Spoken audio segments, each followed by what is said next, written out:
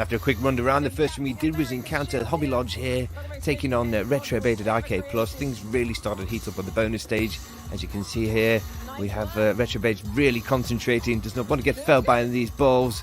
Here we go. He's really concentrating. Oh no, there we go. Fell by a ball. Can the Hobby Lodge do any better? Now, Martin is a seasoned veteran of bouncing one's balls on the Amiga. He's very practiced in the art of ball bouncing, especially passing them back with a little paddle there. He loves doing that. So, as we can see, he's much more accomplished at this than Retro Bait was, and he's doing very well. And it's, oh dear, it's all over for Martin too. Excellent. Creamy nuts here. This is good. That's salty nuts.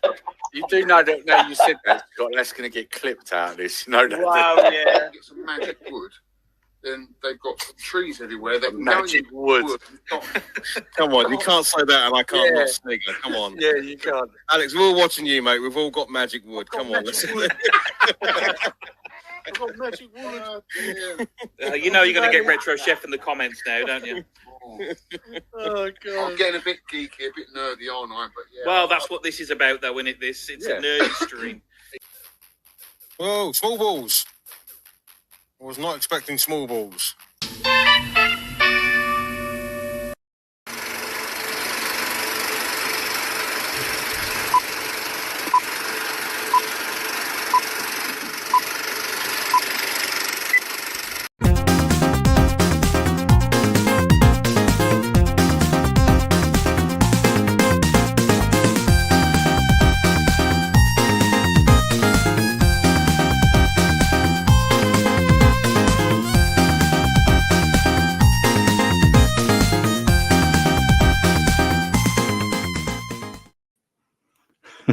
Do you know what? I'm watching them clips. I still can't help but laugh, especially the Magic Wood one. I mean, it's so funny. That's a classic. The funny thing with that was when that happened on that stream, I don't think Alex realised what we was laughing at. No. Like, you know, we're laughing because of the fact that he's just said Magic Wood. Mm. And he thinks we're laughing because we think he's a geek. You know, sort of thing. Do you know what? I never even thought about Magic Wood until I saw that bit. Oh, I've been playing honestly. Chaos for years. And also, I found out that clip of what Scott said on one of the other streams. I forgot I had that, where he says creamy nuts, and you knew that was going to come back to haunt him, right? Yeah. Oh, I forgot. I can't chat in a bloody laptop still. Hang on. But that first one, that was Knott's Gamer Rob that did that. I mean, that's really good. That is that commentary. Oh yeah, that was good. Yeah. And nobody expects small balls. I bumped into the Grandview Kids on my scooter in 1982-ish. Oh, wow. Wow. Yeah. You see, clearly remembers the music there. Yeah. Yeah, Tucker. Yeah, old Tucker. Yeah, I remember Tucker. Speaking of which, I got this Specky game of Grange Hill, which I haven't played yet. Oh, God. I remember, I think Kim Justice did a video on that. Oh, really? Yeah. Yeah, prepare to be disappointed. Yeah. I I'm pretty sure Right, Skelly. it's crap. I'm hoping Skelly's doing well. I know he's been having a rough time just of late, Yeah. so good luck to you, mate. I hope you're feeling a bit better. And that's obviously you. Would jump on Lee's, but I've nearly passed out on one of your streams before. That's right, AC. Yeah, he was on some medication on one of them. I think he was in the hospital, and he was on medication. And he was falling asleep during the stream. So I had to keep checking on him. I was like, Skelly, are you all right? Because you could see him fading. He was going. The longer the stream went on, the more he was going. Yeah. If he was in this one happened, I put it down to me. I'd have thought I bored him to tears. Right. So anyone who's actually come on, they're probably wondering what this stream's about. This is just a chilled stream. Every now and again, I'll do one of these just where we can all just, anybody who wants to come on can come on and just chat and shoot a breeze and that. Sometimes it's fun to just do a stream where you just have a chat, nothing's planned and you just talk and see what happens, And I was especially like doing this back when all the lockdowns and that was going on because you couldn't go anywhere. So it was like kind of like your time out, wasn't it? And speaking of which, we've both got a drink on the go. So what are you drinking, Tetlee? What you got there? I'm drinking. Where's the bottle gone? prepare for a whopping bottle. Look at that. It's Victoria Malaga, and it's a huge bottle, like you say. See, Bit now of I'm on. Don't do things by halves. I'm on some cheap cider actually. It's like this is Sainsbury's own thing. Obviously, they make it look like Strongbow. There you go. You had to have a bigger bottle than me, didn't you? It's a 2 litre. I bought 2 of them actually because these are only £3.50, but it's quite nice. I wouldn't say it's as sweet as Strongbow, but it's not far off. And it's actually quite nice. Can't knock it for that price. Actually, this lager's all right because I think I've said to you before, I'm not actually a lager drinker. Yeah, it was on offer in Ocado or somewhere. So yeah, I just thought it was like something like I think they're about £2.75 a bottle, and it was 3 bottles for £5.50, I think it was, or something like that. So I thought I'd try it. Besides them and that. Yeah, I mean that stuff. Yeah, I mean a 2 litre bottle. Once you've done in one of them, you've got a nice little buzz off of it. So it does its job. But before we come on here, we was talking about Witchwood's Brewery, weren't we? and Goliath and all that sort of stuff. Yeah. Yeah, I was just saying about the T-shirt I've got. My sister bought me a T-shirt because it was down near her neck of the woods, Witchwood Breweries, and she used to buy me like presents from there for my birthday and that.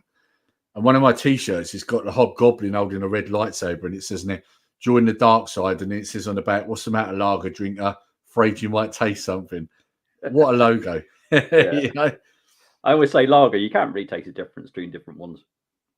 Very little. Chat-worthy chat option. I'm drinking Pilsner, incidentally, Perlenbacher. So he's got a nice drink on the go there too. Struggling a bit, mate, but I'll get there. I'll update the WhatsApp group when I find out more tomorrow. Right, okay, mate. Yeah, keep us in the loop. Yeah. It's good that you're better than you was, though. I mean, you're in the best place. Jeez, he's had it rough. Yeah, do you know what? It's I was going to say it's funny, but it's not funny. I'm trying to find a way of putting it, but obviously he went for a spat where he was in and out quite a bit, wasn't he? And just recently, I mean, this is the first time in a long time, I think, since he's had to go back into hospital. He said he got to almost a year, didn't he? I think that's what he said. Yeah. So silver lining, I suppose, is that obviously it's funny. A lot of us moan about little bits and bobs health wise. Puts it in perspective, doesn't it? Yeah, it does. I know you've had it tough as well, Lee. That one, when that happened last year to me, that really put it into perspective. Yeah, because I mean, the original operation, that was a bit of an eye opener on how bad the NHS was, but what came after that, I mean, that was an eye opener because you start looking at things very differently when you nearly die. So not bad. I was saying actually, funny enough, to Cara the other day, like my managers, I'm very different with. Sometimes you'd be a bit worried, I better not say that, I might get sacked. I don't give a shit anymore. Like, that's my attitude now. Before, work was everything. Now it's like, no, it's not everything. It's not important. Yeah. My attitude's kind of changed. Becky used to watch a lot of these programs where people are moving abroad, and loads of times it'd be one of the couple would have had some kind of life-threatening illness, and then they say, "No, life's too short. I want to move somewhere nicer." I doubt Mitchell achieved this. He took 11 days to do it last year. I'm lost now. So am I. Yeah. Yeah. I mean, like I say, I mean, the initial part was a bit rough, but I mean, it was what happens after I'd had the op done. That was what it was. I mean, that kind of changes things a lot because, like I say, that one is that's when you realise then that life's too short.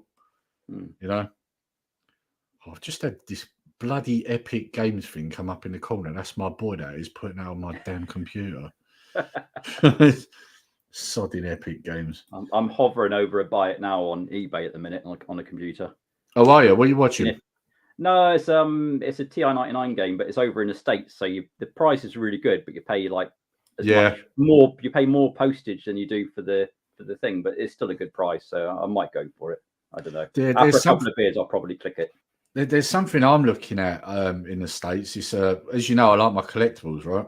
Yeah. And I don't know if you're aware, but obviously, you know, they've re-brought out all the Masters of the Universe figures. They brought out the Origins ones, which are like the originals, but they've got more articulation, right? Mm-hmm. Well, they also brought out a line called, gas in this cider, that was called Masters of the WWE Universe. Right. So they're basically the card is almost the same, but with the WWE logo, and the figures basically are like the original Motu figures, but with the articulation. And there's one in particular that I'm after but it's only in America. So this is the thing: the figure itself isn't that expensive, but I know that it's like you said, it's probably going to cost more to get it over it. Yeah. So, I mean, I don't know. How much do you pay to get something like that in from Well, America? that game I'm looking at, it's not actually as bad as a lot of them, because sometimes you'll see like 40 odd quid for the postage. So the game itself is approximately 19 quid. That's $24. And then the postage is $31, which is $34. So you're paying over what it's worth, like, twice the price. Christ. That's the problem I've got, because them figures I'm on about, they're only released, I think, in the States. So I might as well say which one it is. It's a Kane figure, right? But they've done the old look of Kane. You know, when he had the mask and the red and black suit, and but they've modelled the figure after. There was a He-Man figure called was it Roboto? You could swap his hand for a claw and a gun, and they've modelled it after him, so it's got the same sort of weaponry, but it's Kane, and also his hair looks like it's on fire. It's quite a good looking figure, but like I say, probably end up paying the price of the figure to get it sent over. So it's like, the annoying thing in this country, I know it's because we're a small country, but if whatever you want, whatever your interests are, we're never in that situation to have the exclusives here, are we? You've always got to pay through the nose from some other country to get, they always get the exclusives that you want, and we just get the standard, or you've got to pay like a ton of money for whatever. You know why though, don't you? It's because no one wants to deal with us, because our country has taxed everything to fuck to a point where it doesn't do to do business in this country. Yeah. This is what it is. This is why everybody else gets great stuff and we don't, because it doesn't pay for companies to sell stuff over here. And unless you're crazy enough to pay the import charges and that, you're not going to get it, because if they paid for that, it would cost them a bomb. And you know what else is a difficulty? There's nowhere really that explains it clearly how much you're paying. You're going to pay on, and where you're. I don't even know what the import tax limit is now. No, I mean either. Because I always thought it was 15 quid, but that Godzilla figure that I received, I mean, I might still get a bill from FedEx, but that was, I think the figure itself was 100, and then it was something like 20 quid for the FedEx shipment from Japan. Speaking of which, I thought I'd get over your shoulder. I can see it right above you. Difficult when you're in reverse. Yeah. But I haven't had a FedEx bill yet, which I would have thought I would have. Still could come through. But with 100 quid, you'd think, that's definitely going to be import tax. But I have since seen some people saying that 140 quid you should be able to get away with. And I always thought it was 15 quid. But if you look on like the government website, nothing explains really clearly what, where things lie with what amount you've got before you pay import tax, and then what amount of import tax you pay. It's just, you're trying to sort of find out on the internet, and it's just, you get all sorts of replies back. I'll tell you a way you can kind of get around all this sort of thing, though, right? Is looking on Amazon to see if you can get it through them. Oh, yeah, but because obviously they use their own sort of internal mail, didn't they? So they don't end up with all that. Yeah, and that makes it a lot easier. But a couple of times I've ordered stuff through that way because it's just cheaper, because they do it for their own mail, so you don't get all these charges. See, if that's the case, what Scott said, that's not bad, 100 quid. But I'm pretty sure that Godzilla was just over 100. I hope it was just under 100. Who knows? Well, the thing is, in my experience, whenever I bought something, it was more the States when I bought something, but you used to get charged before they sent it out to you. They held it rents until you paid it. So I would have thought if you had a charge, you would have already had it by now. But I did buy something. I bought a watch from Russia quite a few years ago before all this conflict kicked off. And I thought I'd escape the import tax. And then it was something like 6 weeks after I received it that I had a bill came through for it. And I thought, okay. you bastard. So because I thought at that point, I thought, yeah, I'm definitely, after a month, I thought, yeah, I'm definitely in the clear. But I mean, Scott's saying there from the States, does it vary with each sort of continent? I don't know. I imagine it's probably different depending on where you got it Confusing as hell. But it doesn't help with people wanting to import stuff, does it? I mean, China, I mean, they managed to get around it, but that's probably because they lie about how much something's worth. Because they lie about everything, let's be honest. Yeah. So, you know. UPS still do that. They hold goods until you pay tax. Oh, yeah. Yeah, I was going to say. Yeah, there you go. Yeah, there you go. That's what I thought. Because I know that when I had, because I had a gym clothing business at one stage. And whenever I ordered anything from America, that's what they did. They held it until you paid the charge, and then you got it delivered. It was almost like you couldn't have it delivered unless you paid. That's what Royal Mail do, I think. Because when I ordered that Godzilla, I had 2 options. I had either FedEx or Japan Post. Japan Post was actually a little bit cheaper. And when I Googled it, loads of people said, yeah, Japan Post is really good.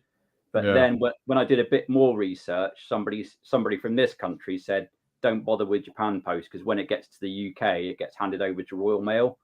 And then they'll hold it for a while, and then they'll sort of ask for the import tax and that to be settled before they deliver it. So it ends up taking a long time.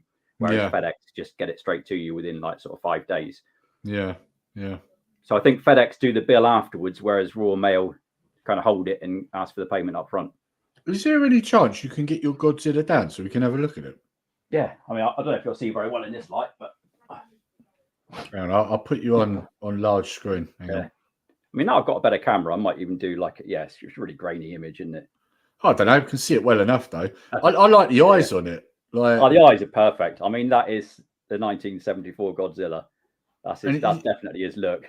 You can see that's been hand painted, that as well. Yeah, it's really nice. And even like the, I don't know if you can see that, but like the claws have got a really nice colour to them.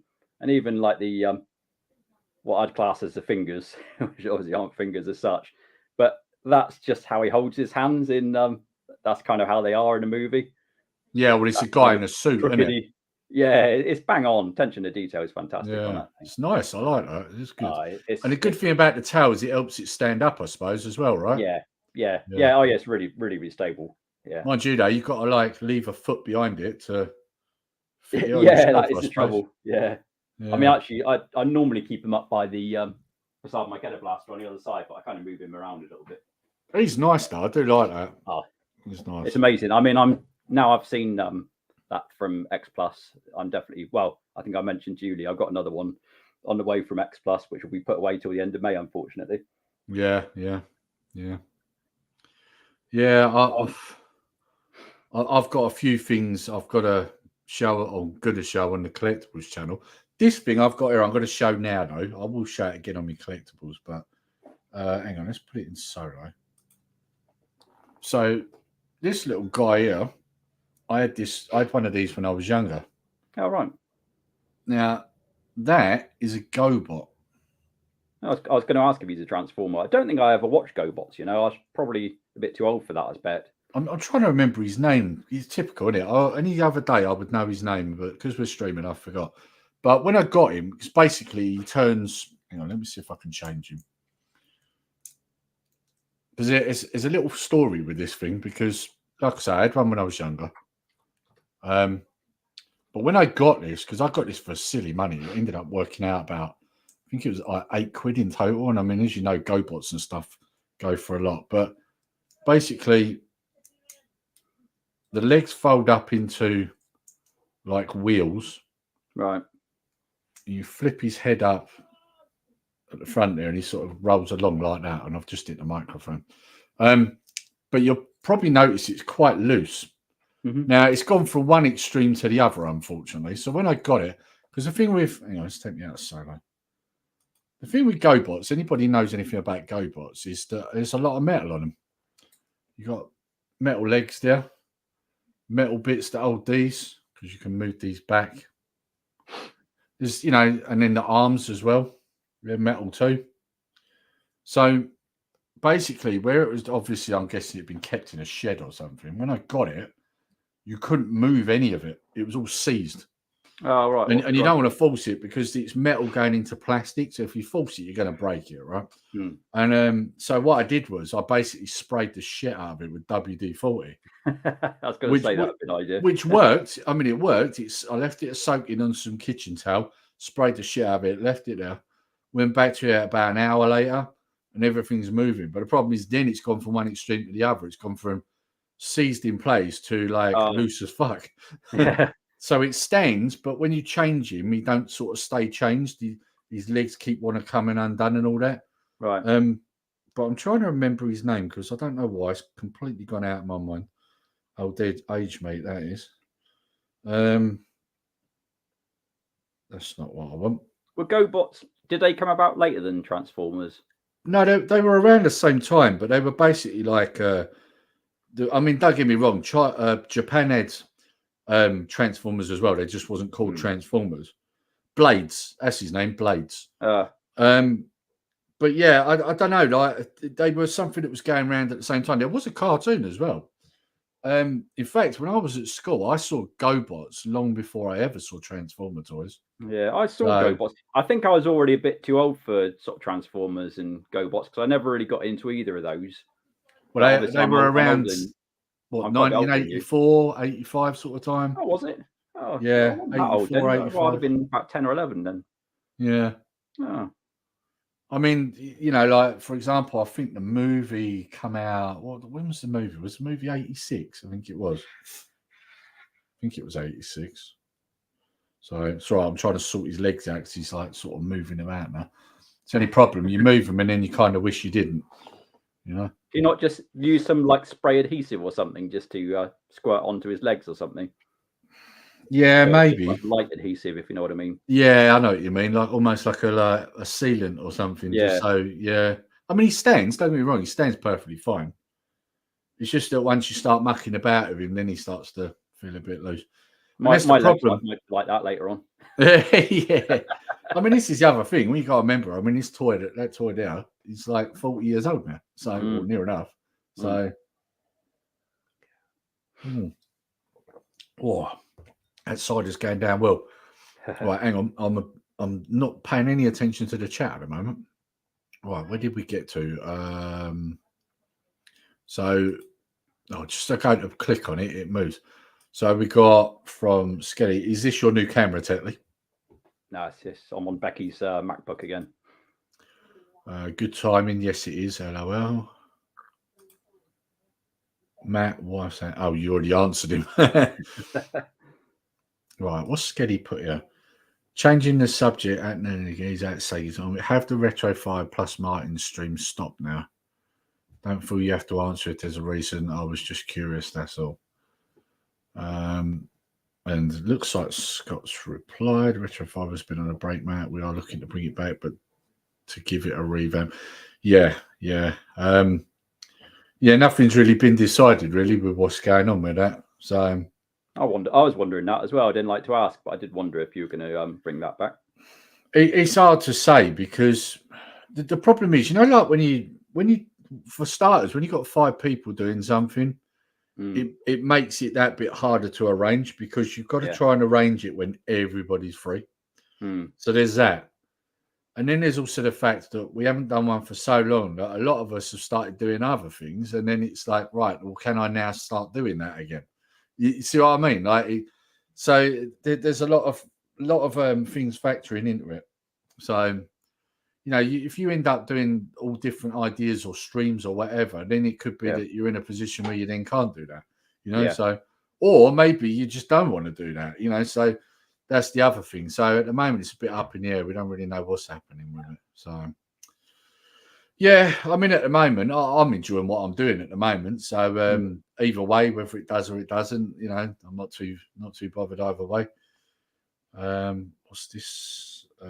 Awesome. Life has got in the way for sure, especially with your health issues, etc., mate.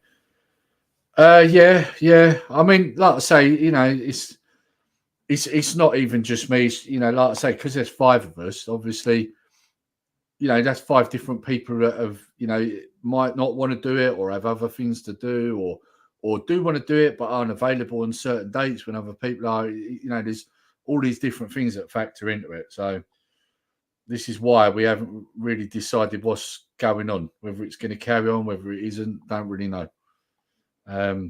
It's one of always the tricky things to arrange something with like 5 people, wouldn't it, to be around and ready to go at a certain time and date. Yeah, I mean the other thing also, like Scott was saying there about revamp and all that.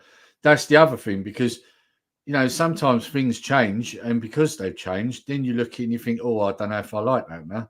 I don't know if that's the other thing that factors into it. Like different things come into it, and you might get to that point then where it's like, oh, well, this isn't what we was doing. So that's the other thing, Yeah, we need to really just sit down and have a chat about it, to be honest. But like I say, everybody's busy, aren't they? So, right, I think Trev's in the thing. Is he ready to come on, or is he busy?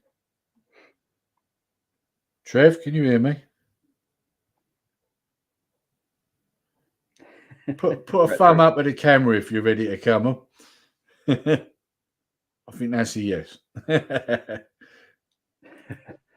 I like Matt's comment there. Retro 5 or 6. You could call it a retro random number. Yeah. How you doing, Trev? You all right? You good? Yeah, I'm fine, mate. Hello, buddy. Is that better? All right, mate. Oh, he's got hair. Yeah, an haircut. Yeah, last time I saw you, I think you had your head shaved. You didn't have any hair at all, I think. Today it was just like this. Well, I'm coming on camera. I can't look a mess, so I went and had a haircut. Well, at least you can grow hair on the top of your head. I can't. I had a haircut special the other day, but there's only a few little bits to cut on mine. I'm proud. I'm 50 years old and it ain't gone grey yet. Really? Yeah. You ain't got any grey hair? No. Oh, fucking hell. You want to try doing my job? I've got loads. Yeah. I've got a few. Luckily, my hair's light enough. You don't really notice them too bad. But yeah, definitely some there. Yeah. Mine's probably the line of work I do, though. I mean, you do security, you're going to get grey hairs, right? Kind of goes with it, doesn't it, really? Probably good job at security at our place. There was nicking criminals were nicking loads of motorcycles the other week. And when they stopped bringing the motorcycles in, the criminals came up with their machetes and they attacked the security hut. Oh, nice. Where's that, Trev? What do you do, mate? I sort packages out. Yeah. I mean, the place where I do security, we've had people coming in there trying to steal motorbikes as well. So yeah. So it's not just where you are; it's everywhere at the moment.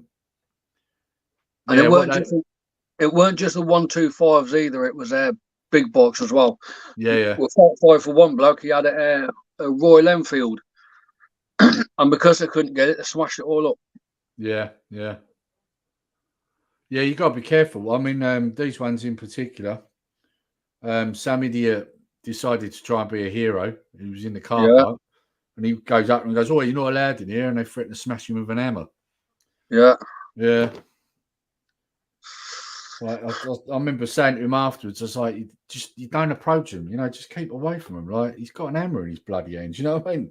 What did you think he was doing? I can kind of see the sides from both sides, mate, because I used to have a motorcycle, and it's heartbreaking when it gets stolen. Oh, yeah, I had bikes. I know what you mean. And the police find them, catch them on it, and then they just let him go. Yeah. That's if they bother to come out, mate. Yeah. This was ages ago, but they didn't bother coming out this time either. No, they don't. They don't now. And this is why you've got crime going on everywhere now, because they don't want to. That's the problem. They don't want to deal with it. It's terrible. Yeah. And this is the thing. Then what happens is you'll end up with people like taking the law into their own hands, and then they'll get banged up, Like, it's not right. Just like that fella. Remember that old fella a little while ago? A couple of years ago, a burglar broke into his house and he shot him in the back. Yeah, I remember. Was that that's guy? Yeah, that's why he got done though, because he shot him in the back. He was running away. If they're running away, you get in trouble. Should have called his name first. But that old fella had been broken into quite a few times. Oh yeah, and they hadn't bought them, so they knew who it was. So yeah, I'm right up with that old fella, mate. Yeah, good on you. Oh yeah, I mean you can't blame him. Oh, Cooper's here. How you doing, mate? Yeah, you can't blame him, like you say. I mean, the other thing is what they never took into account. It was an elderly fella. He's probably scared as well. You know, like at that age, you know, if you're scared. And the thing is, it's like I always say, you can't sit there and think about, oh, I might go to prison if I do this. You should be thinking, I might die if I do this. If I don't do this, you know. I say you should be looking at it. You know, it's wrong. The law's stupid. I mean, in America, someone breaks in your house and you shoot them, that's fine.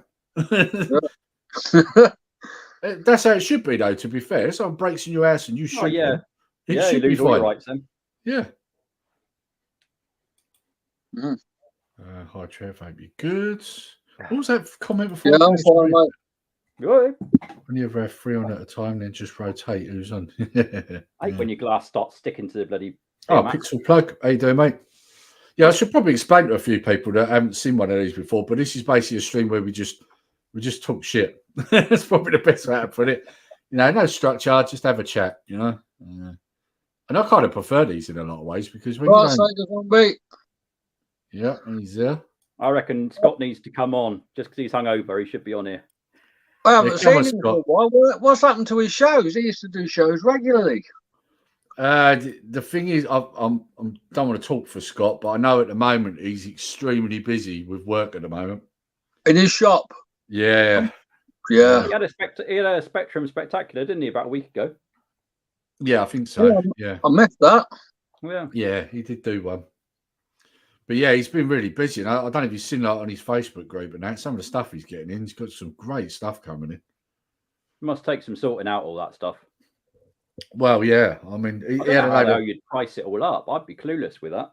He had a load of Transformers come in, and I was like, when I saw them, I was like, whoa. You know, so straight away, I'm like, oi, that Did you buy that Predator in the end, Nerdy? I don't know. I saw the picture on Facebook next day on the Retro Realm Facebook page. Yeah, it looked cool. I want to, but it's a pricey one because it's the Concrete Jungle Predator. So how much is it, more or less? Well, if you bought one on eBay, you're looking at about £100. Bloody hell! Yeah, what size is that thing? Well, it's a NECA figure, so they're about 7 inches roughly. But the problem is, if you go on eBay, there's only like 2 on there for sale. They're quite rare. So yeah, they're the jungle. They're the game version, not to be confused with the film. So it's a different type of Predator, and he's got all the accessories like long blades on his arms, and it's a really nice figure, and it's still boxed as well. So yeah, it's very nice. But this is a problem though. This is what Scott does. He shows me something, and I'm like, oh. Once you finish outside, Lee, you have to send him a message and say, "Yeah, I'm taking it." No. Well, I'll buy that TI-99 game. You spoil yourself with the. I've already got a few bits put aside already. The pile's getting bigger. Nothing wrong with being busy in the shop. No, that's true. It definitely isn't, especially if Scott's getting good stuff in that I like. Yeah. Just been through sorting another big comic. But see, look, comics. That's the other thing he gets me on. So I think we talked about this on Micromaniacs at the end, didn't we? So he hoping to get some videos out soon. So he got some Batman graphic novels in, and it's the Batman Dracula ones, which I've been after. And he put a picture up, and normally when he puts a picture up, it's normally to see if I want them. So he put the picture. I was like, oh yeah, stick them in my pile, mate. I'll have them. Oh no, these are mine. I'm taking them home. I was like, what? You can't do that. like teasing me with Batman, and then go, oh no, they're mine. Like, what you could have won. Because the thing is, these ones he got, they're quite hard to find. You can only get them really if you get them from America, which goes back to what we was talking about earlier on about getting them over here, the cost of them. So second, all right, mate. So they're hardback graphic novels, so you're only looking probably about £25 maybe from America, but then it's the cost to get it over, So. Yeah, I'll tell you what, Lee, you'd like it down Taunton way, to be honest, because there's about 3 places around here that sell sort of these comic books and everything that you like to collect. I always see them there, and but it's not. I don't collect that sort of stuff, so I don't look through them. There is a place that's that cropped up down my way. Apparently, they've been around a lot longer than I realised. They was in a small shop right down the furthest end of town, but they moved into the precinct, and since they have, it's like a much bigger store, and they do a lot of comics. I picked up a few not so long back from there. I think the missus got me a couple from there as well for Christmas. I got a couple of Supermans from there, so they do get them in. But they do get some collectibles in occasionally as well. Scott in the chat. By chance, you got one of these in your shop? Well, you see that? Let me put you out on solo. Terminator, is it? Oh, Terminator. He did have something like that in there at one point. An 18-inch one, still boxed. Cool. That's nice. That's very nice. What sort of age is that thing? How long have I had it? Good 10 years. Oh, right, nice. Yeah. Oh, hang on. So, yeah, hang on. What's he put here? Just got a big interactive small soldiers figure in, Lee. Oh, no. I've got a couple of these already. Oh, that's not it. He ain't got air the crap, has he? Right, Scott, send me a photo. Yeah, send me one too.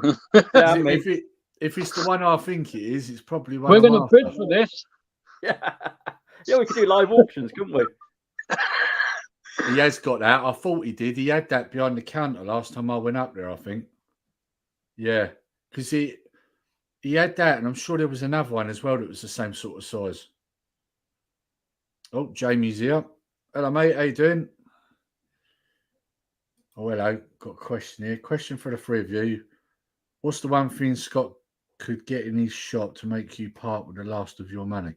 Like, I already part with my money with him. Like, I think everybody knows that pretty much anything, really. Every time I go down there, I end up walking out with loads of stuff. Last Neo Geo would be a tricky one. It'd have to be either some TI-99 stuff or a Godzilla figure. What did you say, Trev? A Neo Geo. Oh, a Neo Geo. Good call. I've got to be honest, I think if a Neo Geo turned up in there, Scott would probably have it. To be honest. Because I don't think he's got one. Is that I did see one at Leeds, but they wanted £800 for it. Yeah. Yeah. That's just for the console, and then you got to go and buy the games as well. Yeah, yeah. Oh, look, he's going to send me a pic. You waiting. Yeah, well, this is the thing. He doesn't work Mondays, does he? Oh, no. Monday should be a day of rest. I was about to say he needs to join from the shop. He'd make a killing. He would, yeah. Especially on Swap Shop or something. He does occasionally go on there.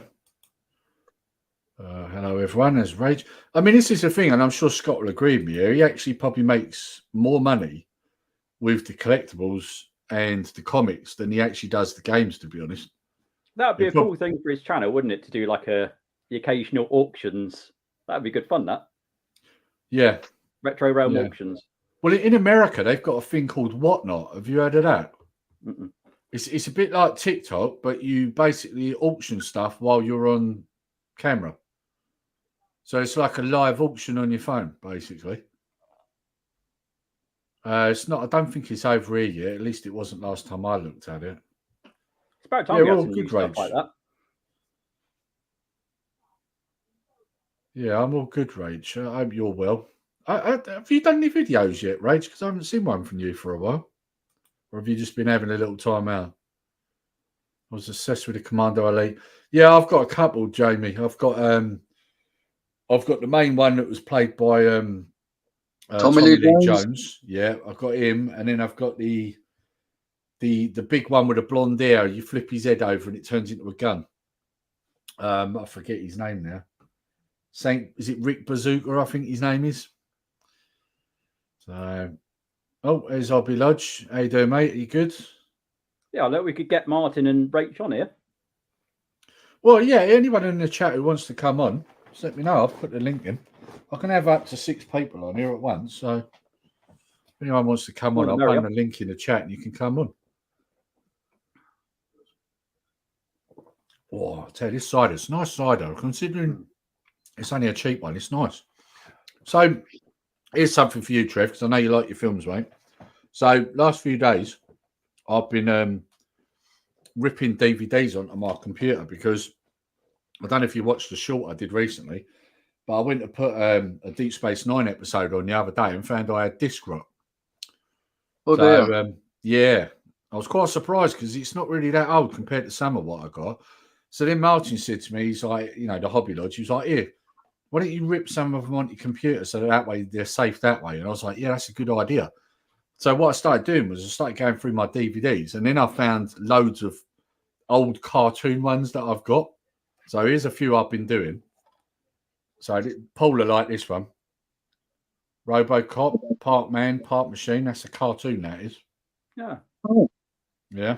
Is it violent like the films, or is it like an adult cartoon, or? No, it is a kid's cartoon, but it's still got an element of violence to it. Obviously, this one, it's not a cartoon, but believe it or not, this is not out on Blu-ray over here. At least not that I can see. Never got into Power Rangers. I wouldn't say I really did. It was more the boys, but because that was theirs. That was a bit later as well, wasn't it? Oh, Trapdoor. Yeah, and now that is the complete season 1 and 2. So that's the whole lot, 40 episodes. What's that, DVD or Blu-ray? No, these are all DVDs. If these were Blu-ray, I wouldn't be worried because Blu-ray are newer. Pick up some of those on DVD. That'd be a good watch, that. Here's another old one. Now this, Woody Woodpecker and Friends. These cartoons on here were old when I was a kid, and that was 40 years ago.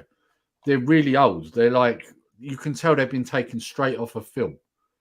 So I was watching one the other day. Really funny. You can't beat the old cartoons, I'll tell you. Nah, The Crow. Now that's the main reason I did this one is because not only is it difficult to find on Blu-ray, but also the Blu-ray I don't think has the interview he did. This one has the last interview he did for the film before he died. Was that kind of dark gothic movie, that one? Based on a comic, yeah. Yeah, it was originally a comic. Where he like lived in that sort of attic-y type thing. Yeah, he basically gets murdered and then he comes back for revenge. That's right. Yeah, God, I haven't seen that for years. Here's one that you definitely can't get on Blu-ray. Friday. Chris Tucker's first role, well, at least as far as I know. Another funny film. Shame the others after weren't as good. This one's a funny one. So, California Man, never been brought out on Blu-ray as far as I know. In America... They've changed the name of that. Yeah, it's called Encino Man, isn't it? Yeah. What the hell does Encino mean? Well, Encino is the place that he's meant to be in the film. Oh, right. So, I'm guessing it's probably because of licensing. They changed the name when it came here. But I think, if I remember right, I'm sure this is Disney, isn't it, this film? I know you love a bit of Disney there, nerdy. Well, that's good Disney, though. That's the difference. Yeah. Here's another one. This one, I'm almost certain you can't find this over here. Fortress, Christopher Lambert. Still a good film. I mean, it's a little bit, some of it hasn't aged too well, but you've got old Clarence Bodiger in that as well, haven't you? Any Given Sunday. Now, this one is back. This is such an old DVD. This is when they used to come with 2 discs and you got all the bonus features, like the interviews, music videos. So I made sure I burnt that on there to keep that. And then last but not least, now, this guy's a complete and total douchebag in real life, but I still kind of like the film. Justice, Steven Seagal. So so these I've ripped onto. Really like Steven Seagal, is it Chef? Somebody probably. Chef's got no taste, so it's bound to be him. Yeah.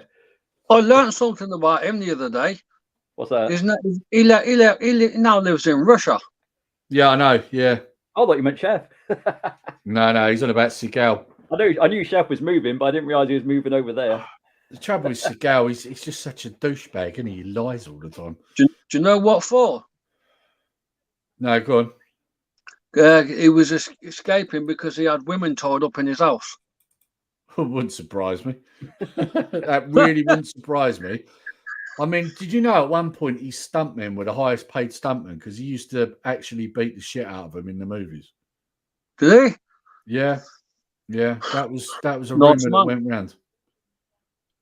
So, here we go. Look, so Jamie, yeah, I was right then. It is Brick Bazooka, isn't it? Major Chip Hazard, that was him. Yeah, spot on. I did one about 2 months ago, intending to do them more regularly. I think I watched that one. Yeah. Scott. I'm watching on my phone at the moment. Okay. Had Nick Nitro as well. Yeah, Nick Nitro's a little bit more expensive. I've been trying to get him. Yeah, he's a little bit more expensive. Certain ones, for some reason, are dearer. What you find with a lot of figure sets, there's always that one that's a little bit more elusive than the others. It's like they purposely do less of them so that you end up paying a bloody premium for them. You can get on there. Yeah, okay. Yeah. I was never into Power Rangers. Yeah, I wasn't really either. I mean, I watched it here and there, but I don't trust my internet, to be honest. Always goes wrong. Plus, I'm dressed. Okay, yeah. Maybe not in your dressing gown. You know, your chef will suddenly appear, won't he? Hey, Rage, like he does. Yeah, you know, like if you come wearing a dressing gown, straight away he'll be all over it. Rock and Roller is watching Hamster again, nerdy, and trying to blame Tetlee for the noise like last time. Oh God, yeah. We won't get into that. Yeah. Let's not go into that because last time poor Trev got blamed all the way through, and it wasn't even him. I don't know if I was just a year or two old for it at the time. Yeah. Too old when the Power Rangers got big. Yeah, well, I mean, Power Rangers were kind of what followed, I suppose, Turtles, really, wasn't it? Yeah, I guess so. Yeah. I was never really that much into Turtles either, to be honest. Oh, I was. Bloody. Wait, stop. I loved the arcade game. Over. The arcade game, I was nuts on that. Sorry, I'm moaning at my dog. She's like flipping her blanket in her bed and knocking on my films. One of mine's crashed out here. Did you get Shredder's Revenge? The game, yes. I've got it on the Switch. Yeah. Yeah, I bought it twice. Have you got the anniversary edition or the normal edition? I bought the first edition of it. Yeah, I didn't get the anniversary because that's the recent one that's come out, isn't it? The anniversary. Yeah, with all extra characters. They've done the same with Streets of Rage 4 as well. Yes, that's right. Yes, they did. Yeah. I bought that twice and all. You just don't think you're spending enough money, so you have to buy it twice. Under Siege is a good film. Yes, I will give you that, Skelly. It is. Like I say, you know, it's only his later ones that got really bad. But the problem I have is, I mean, because this is a thing, I used to do martial arts. So, you know, like when you hear someone like him spouting a load of nonsense, it puts a bad taste in your mouth, you know? Yeah. I don't like watching his stuff now because of it. That's the problem. What martial art did you use? You jiu-jitsu, wasn't it? Something? What's that? What martial art did you do? Was it jiu-jitsu? I've done a few. I did karate when I was younger. I did a little bit of boxing. And then I went into Wing Chun when I was older. So, I did kickboxing. You did kickboxing? Yeah. Yeah, I've done that for 5 years, and then I got a job where I was. And with working nights, I could never get down the gym. It was come home from work, go to sleep, wake up, go back to work. Yeah, I mean... I was a bit like that. I used to do taekwondo, and then I got a job in a hotel, and it was just party time then. Finished work, straight out to the pubs and clubs. See, now, Wing Chun come in handy for me, because when I first started doing security, I'd have bad days, because I was doing retail security then, so I'd have bad days, you know, where people would piss you off, because, you know, you were dealing with mugs all day long, you know, absolute morons. And, you know, it's like, let's be honest, if you're working in retail, majority of people that come into shops are all right, but you always get the element of dickheads that come in shops looking for trouble, you know? And so, basically, my sparring partner used to know when I'd had a bad day at work because of how hard I was throwing things at him. So, like, if I was throwing punches and kicks in, he would know. Like, he'd be like, bad day at work. And I'm like, yeah, how do you know? And he's like, because you're hitting me hard. Like, you know, sort of thing. So, oh, sorry, mate. Sorry. You know, sort of hint for calm it down, mate. Yeah. Well, I mean, so we'd be doing like a warm-up exercise called Lartzau. You block and punch, and you just kind of roll your hands. So we'd be doing that, and as I'm doing it, I'm proper throwing them in like the punches, but also blocking him really quick and pushing his arm down as I'm throwing them in. And that's the whole point of it, to teach you how to block and punch at the same time. So we'd be warming up, and I'd be proper blocking him, knocking his arm down, and then throwing it in really fast. And you're not really meant to be doing that. You're meant to be just, exercising as such. So yeah, and that's when he'd be like, bad day, like that, sort of thing. Or every now and again, as you're doing that, you'd break and then you'd swing a kick in. So as I'd swing a kick in, he'd go to block you, and he'd be like with his arm like this, and he'd be like, "Oh, bad day," like because it'd be an hard kickoff thrown in, So yeah, but it was good for that. It was good, You could then go to training, get your frustrations out. So, Jamie, I've heard they're doing new Street Sharks figures. Yeah, I'm sure I've heard this somewhere before. Is it new ones, or is it that they've re-released them? I heard this somewhere before. Don't know if it's somebody's video I watched on YouTube, maybe, because I watch a few collectible channels. One I can't stop watching. There's two at the moment I can't stop watching. Is Slimehouse, and the other one is Toy Polloi.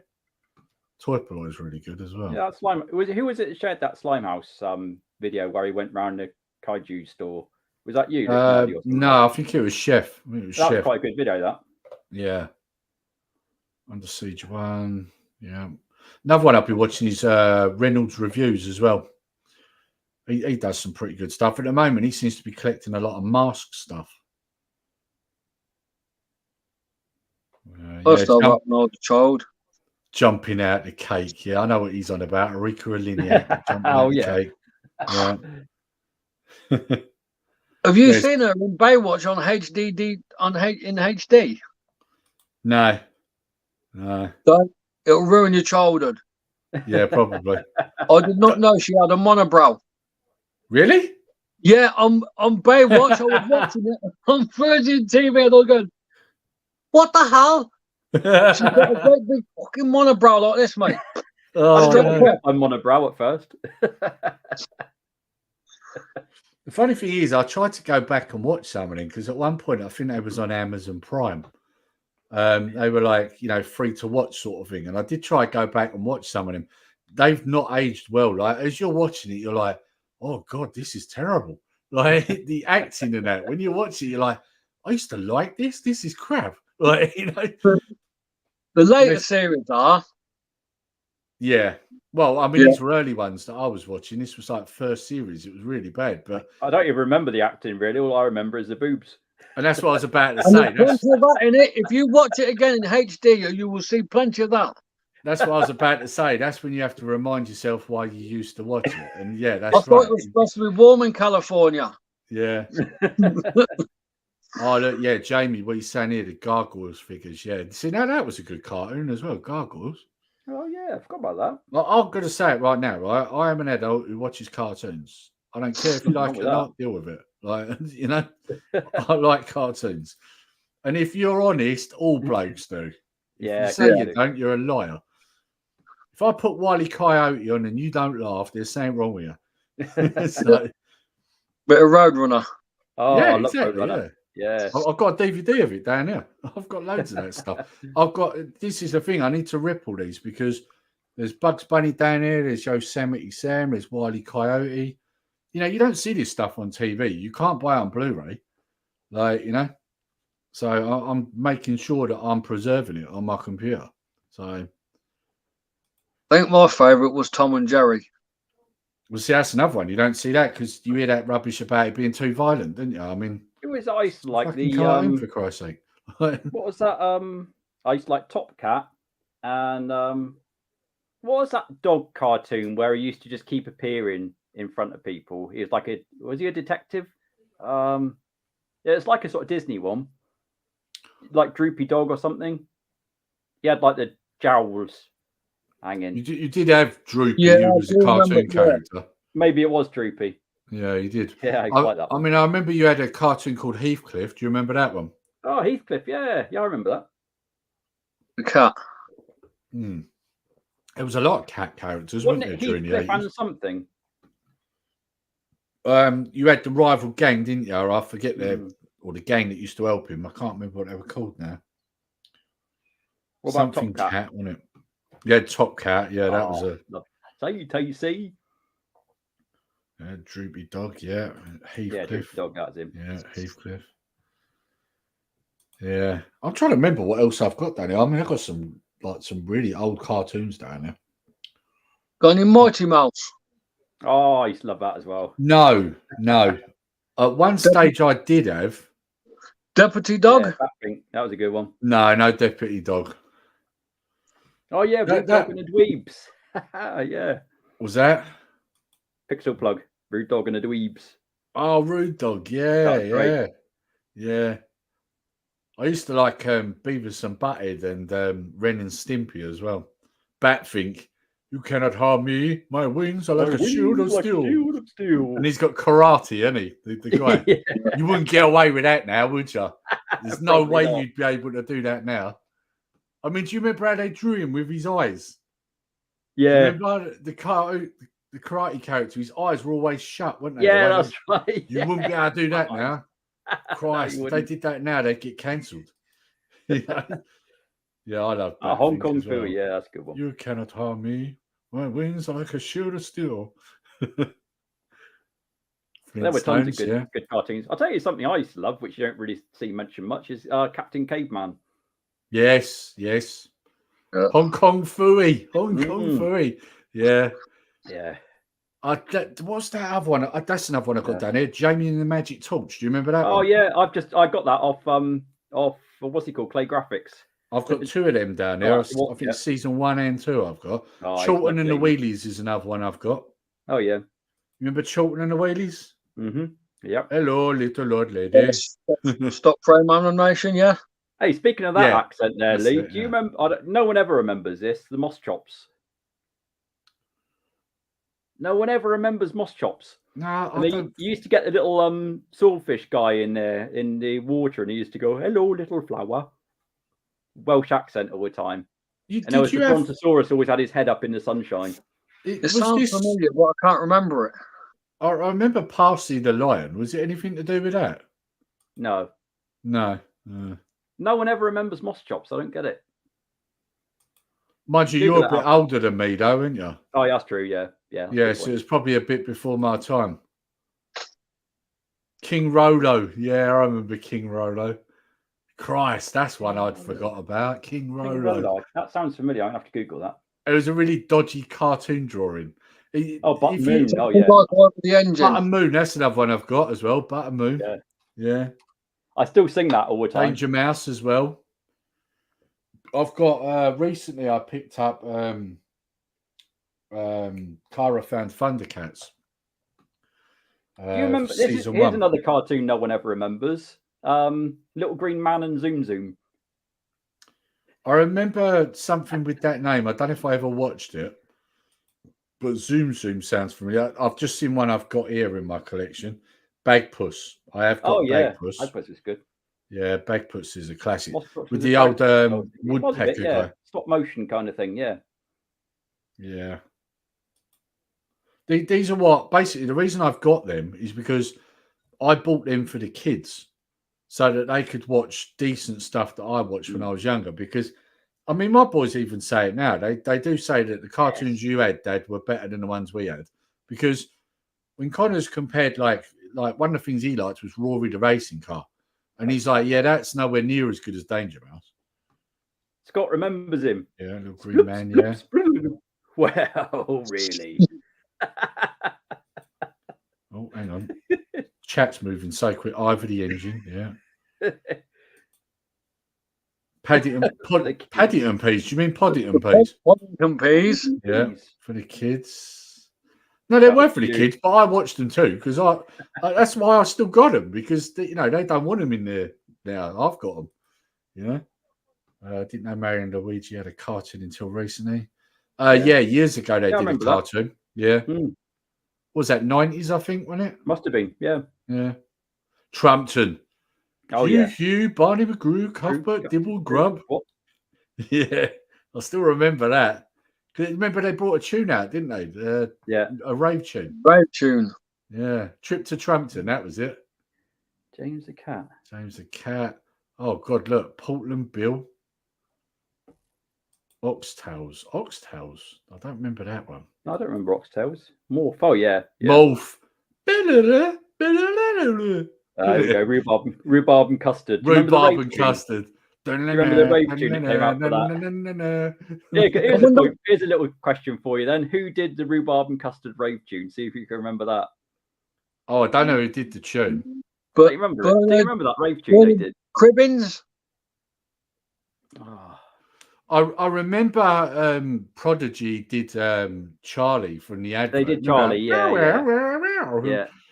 Charlie says, Oh, Stop It and Tidy Up. That was a good one. yeah, Stop It and Tidy Up. Yeah. Yeah, that was another one. They all had the names of whatever they did, didn't they? You had like Behave and that, didn't you? And was it Be Tidy or something? Something No, like Tidy that. Up. Behave and I can't remember the names of the other characters. That was a good one. Yeah, we had some great stuff when we was younger. Let's be honest. I mean, like it's even like when you're looking at what they're doing with He-Man on Netflix, and if you ain't a scratch on what we had. Behave and Be Quiet. That's it. What's this? Sesame Street, rave version of Sesame Street. Yeah. That was done by what was it? What was their name? Sweet something. I think their name was. I can't remember you know, like when it's there on the tip of your tongue, but you can't quite remember. I remember that.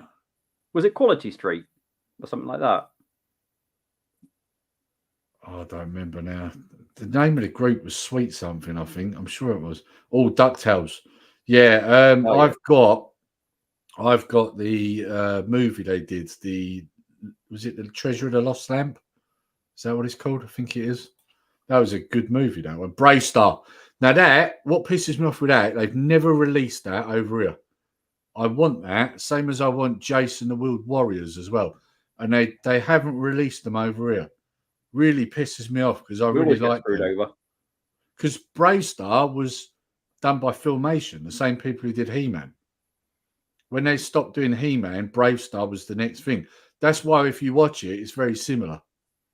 Like he powers out with the spirit animals, very similar to He-Man with the sword, right? I don't remember Brave Star. You don't remember Brave Star? No. Yeah, wasn't he a robotic cowboy or something? No. He's a like a Native American sort of cow. He's a sheriff basically, right? But he's got a horse that turns into like a man called 3030, right? So that's very similar to Battle Cat. And then he's got like powers where he calls on spirit guides.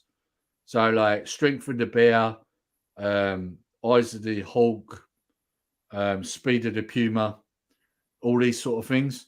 So it's very similar to He-Man. Even the bad guy, Tex Hex, I think his name is. He's very similar, obviously, to Skeletor in a lot of ways. I just Googled it. Yeah, I see the pictures there. I can't really remember it. Oh, Terrorhawks. I've got Terrorhawks. I've got that. Oh, I love Terrorhawks. Yeah. All seasons on Blu-ray. Yeah. Can't be. That Terrorhawks was great back in the day. Yeah. Especially Zero, Sergeant Zero. It was the guy off of Never the Twain. You remember him? You don't remember him? The guy with the really loud voice. He was in. You're saying loads of stuff I can't remember here. Well, that was a film. He was in Carry On Britain. He played the Sergeant Major in it. He always used to play them sort of characters. I know you mean the fellow with the grey moustache. Yes, I just googled Never the Twain and it came up with Never the Train. I got loads of pictures of railway stations on it. Zelda, yeah. Zelda. Yeah, you know what I mean now, that guy, yeah. Yeah. He did the voice of Zero in Terrorhawks. Oh, right, okay. Never really thought about who it was. Yeah, see, Zelda never freaked me out, but that's probably because when I was that age, my old man used to put bloody horror films on when I was eating my dinner. So when you saw Zelda from Terrorhawks, it didn't really make that much difference. Poor bears. Is that like Pom Bears? Don't remember that. I remember Super Ted. My boys loved that. Oh, so did I. And what was the other one I got for them as well? You had Super Ted and Banana Man. No, but that was one I should have got. I never got around to getting that one. Yeah, Banana Man was good as well, yeah. Sports Billy, who remembers that? No, I don't remember that. Sports Billy. Yeah, a little kid where he pulled stuff out of a bag. You don't remember that? Nah. I remember Charlie Chalk when he draws things like. Oh, Charlie Chalk, yeah. Yeah, it comes to life. I remember that one. Charlie Chalk. Yeah. What about Mr. Ben? Mr. Ben, yeah. Someone said that earlier, Mr. Ben. Yeah, I remember that one. But here's one, G.I. Joe. But of course, when it come over here, it was called Action. Oh, Clangers, yeah. Matt must be about my age then. Yeah, well, I remember Clangers all the ones from my generation. But G.I. Joe, what Jamie said here, that was called Action Force over here. Because they attached it to the Action Man sort of brand. So they called it Action Force. Because I remember I had a videotape of it called Sink the Montana. That was really good, that was. Love the Clangers. Yeah, Clangers. Yeah, isn't it? That's how they talk, isn't it? It was, yeah. Poor bears were like Native American bears that had magic amulets and a totem pole. Oh, okay. Okay, sounds very similar to Care Bears in a lot of ways. I mean, obviously, they didn't have a totem, but they did have magical powers, didn't they? Who remembers Gummy Bears? You remember that? Poor Bears. Oh, I remember. I've just seen an image of Poor Bears. Yeah, I do remember them. Do you remember Gummy Bears? They're what you eat, aren't they? I was going to say, aren't they sweet? No, Gummy Bears was a Disney cartoon. And here's another one, right? There's a guy whose channel I follow. He does like a lot of cover songs, but he also gets a lot of songs and turns them into rock tunes. And he does the music and the singing and everything. Do you remember the cartoon? Do you remember the cartoon Raccoons? Oh yeah. He's redone the intro like in a rock style. It's really good. I'll have a look for the link in a minute. I'll put it up in the chat so people can have a look. It's really good. Get Along Gang. Yeah, I remember the Get Along Gang. What about Raggy Dolls? You remember Raggy Dolls? Yeah. Back to Front and Sad Sack. Oh yeah, I remember. I have mentioned He-Man and Thundercats. What are you talking about? Yeah. They were the first ones I mentioned. Come on. Yeah. Who are you talking to here? Come on. Come on, man. I collect fucking He-Man figures. You know this. Jesus. Of course I mentioned that's half of Nerdy's content. Yeah.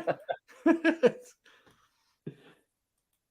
I don't know. Get Along Gang, yeah. What He-Man figures you got? You got the new ones or the old ones? I've got some classic ones that I've reacquired, but I've also got Origins, and then they've got a line out called New Eternia as well. I've got some of them too. So, and I've also, because there's been many different lines, I've got some of the what they class as the 200X figures, which are like they tried to re-release the cartoon in the early 2000s, and they brought a different version of the figures out. So I've got many different iterations of the figures.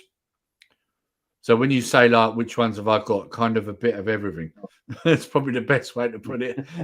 So which ones would you say was the better ones? It's hard to say because there's good figures in all of them.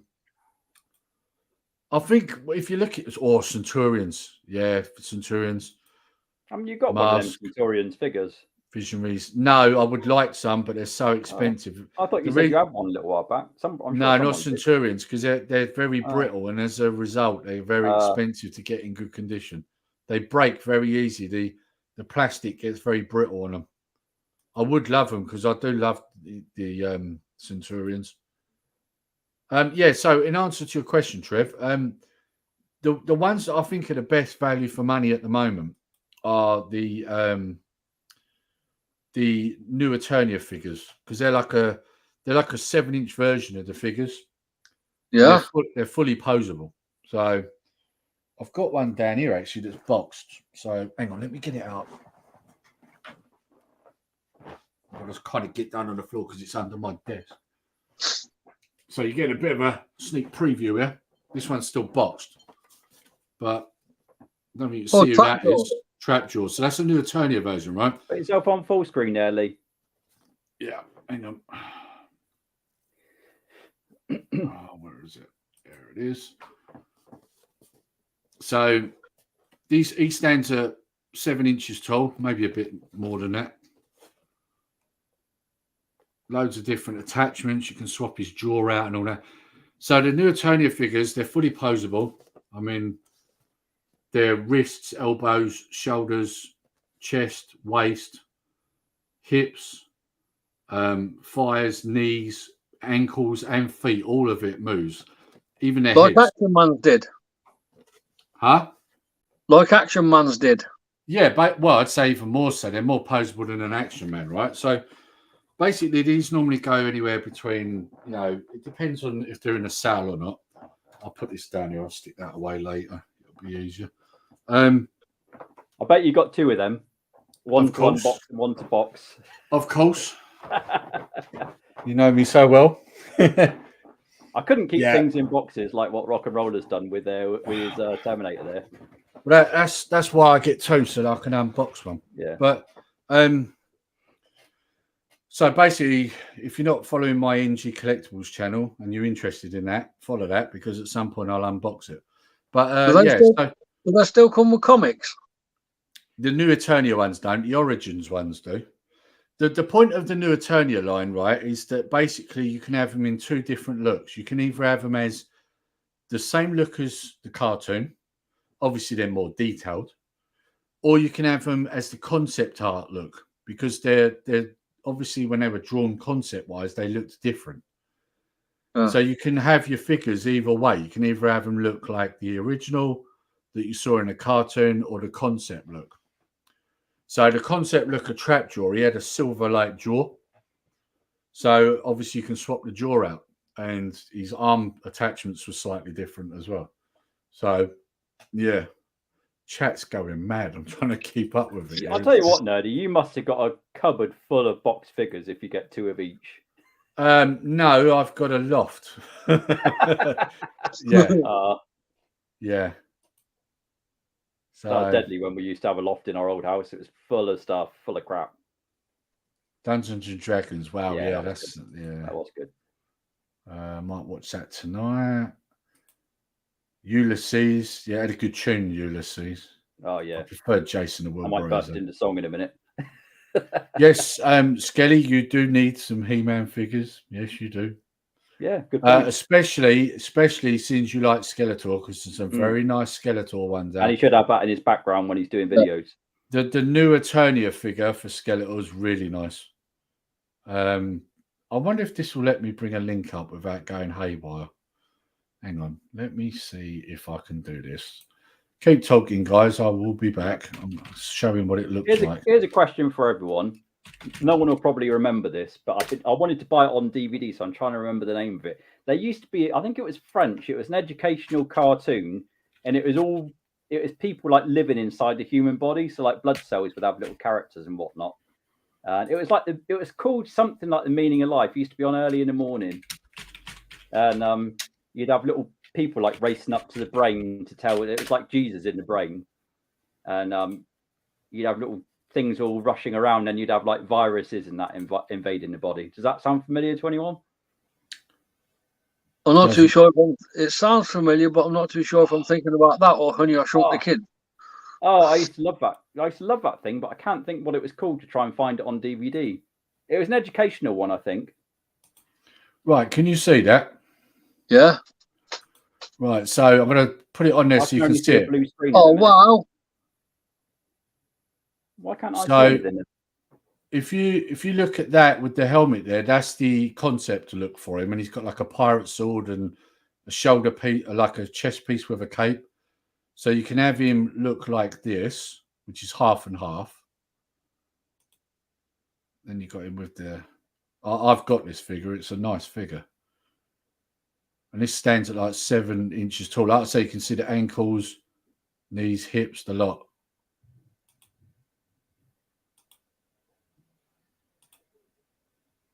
Yeah. You all still there? Yeah.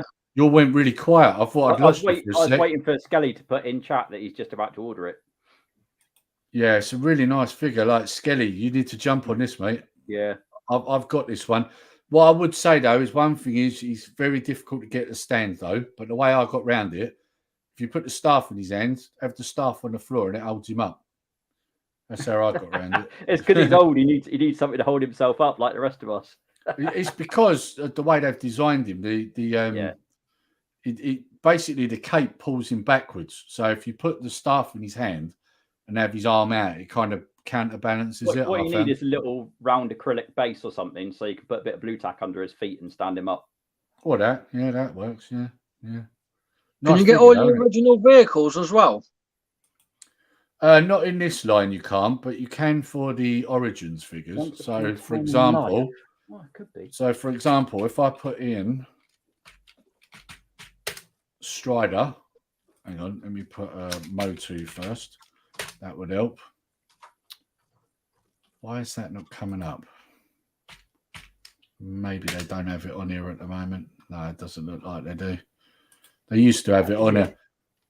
But if I put in like Battle Cat, for example, you should have that on here. Man, what's going on with Amazon? Like, how can you tap in Battle Cat and not get He-Man stuff? What's going on here? I don't know like Battle Cats.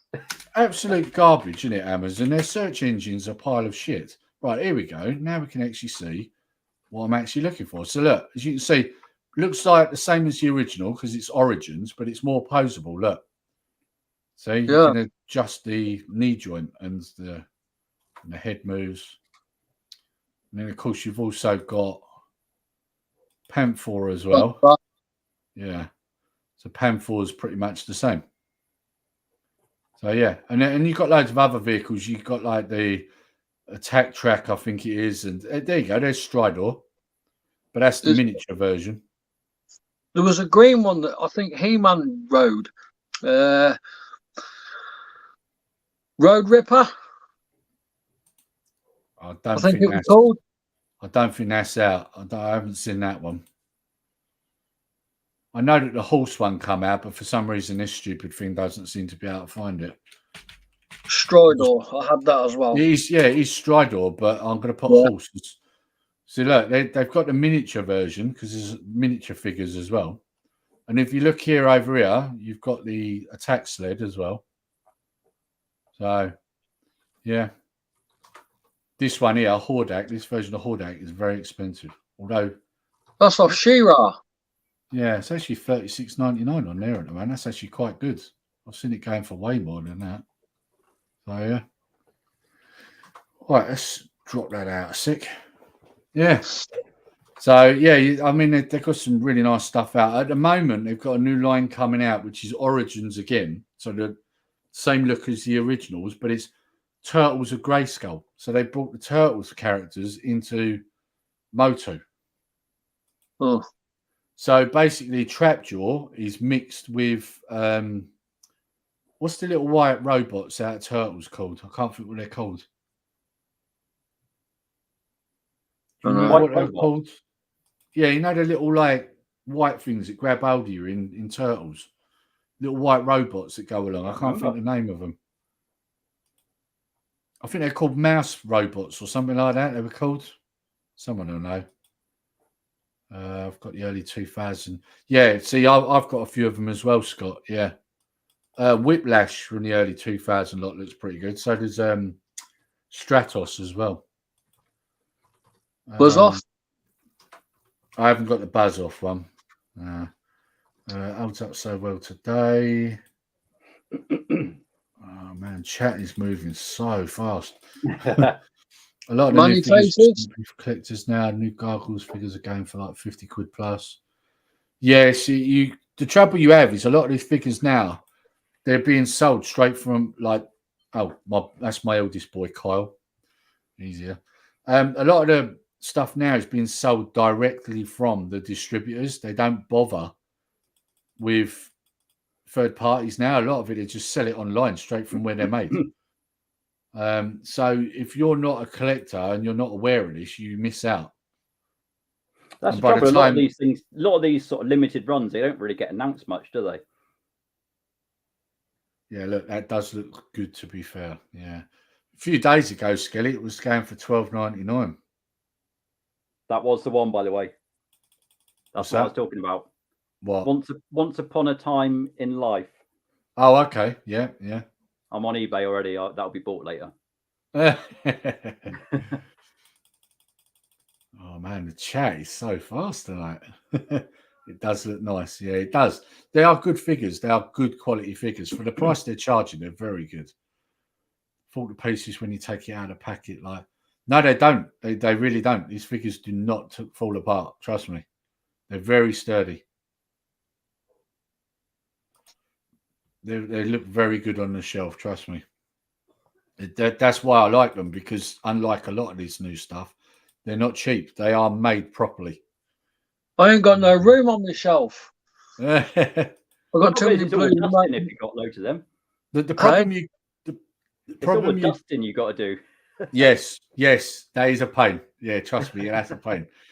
But trust me, though, once you get into it, you're going to fall into a whole new pit. Trust me. Yeah. No, I can't do that. I'm already in one big pit.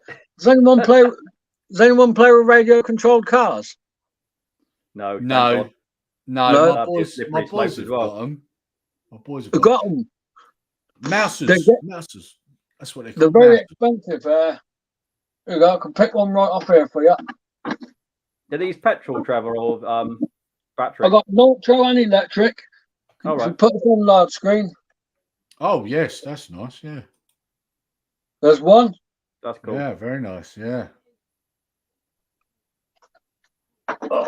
That's an expensive hobby. Yes, that's £600. I think I paid for that one.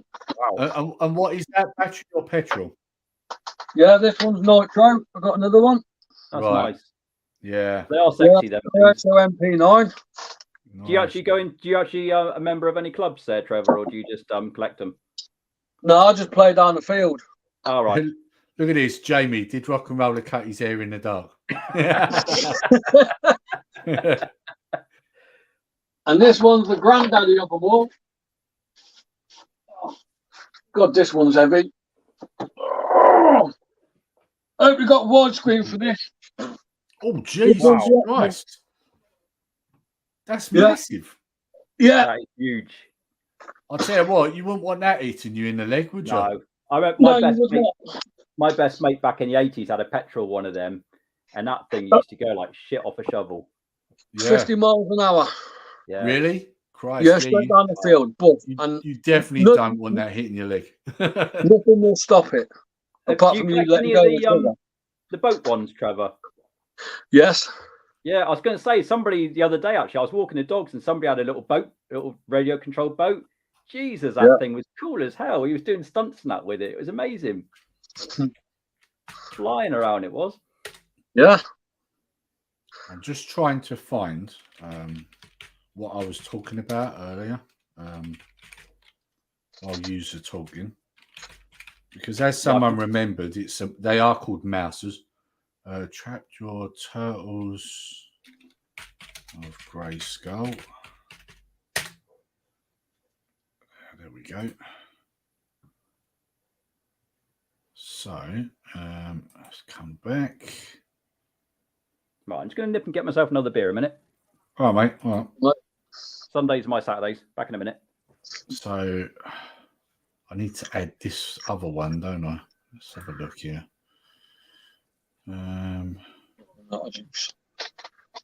Stop screen, shut that one, and then add the other one.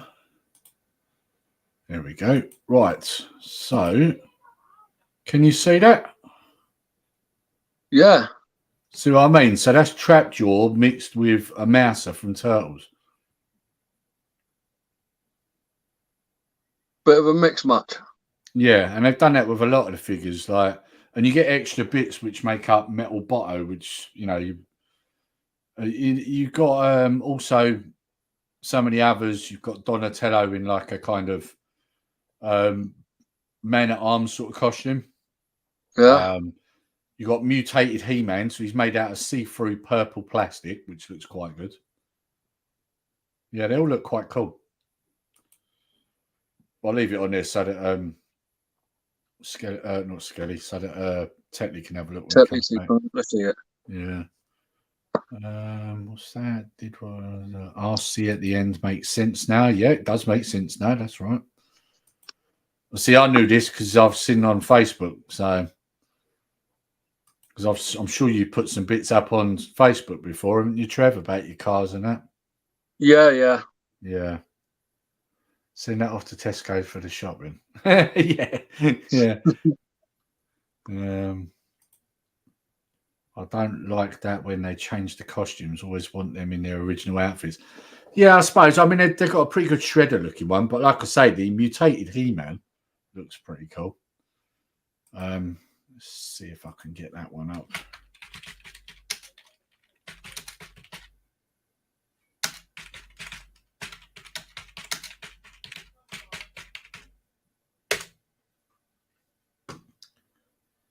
Right. I was going to do that as a separate one, isn't it? I knew it would. Damn you. So I don't know. That's him on the end there. You can only see him small because I'll have to open a whole new window otherwise.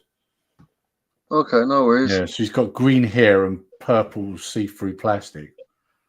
But if I go back to the one I was going to show, Tetlee.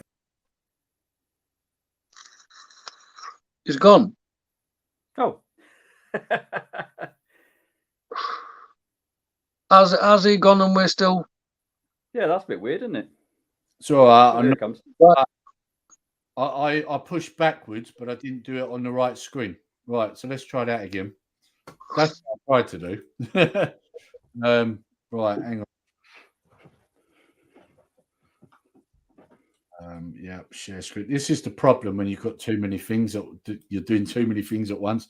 Right, can you now see that? Yes. Right, so there you go, Tetlee. This is what I was trying to show you earlier. Trap All right. mixed That's cool. See? That's different colours to what it used to be, isn't it? Yeah, definitely. Well, I mean, his whole head's and that's different. Have you ever thought about getting these things and painting them in like the old style? Would that be cheaper than buying the original figures?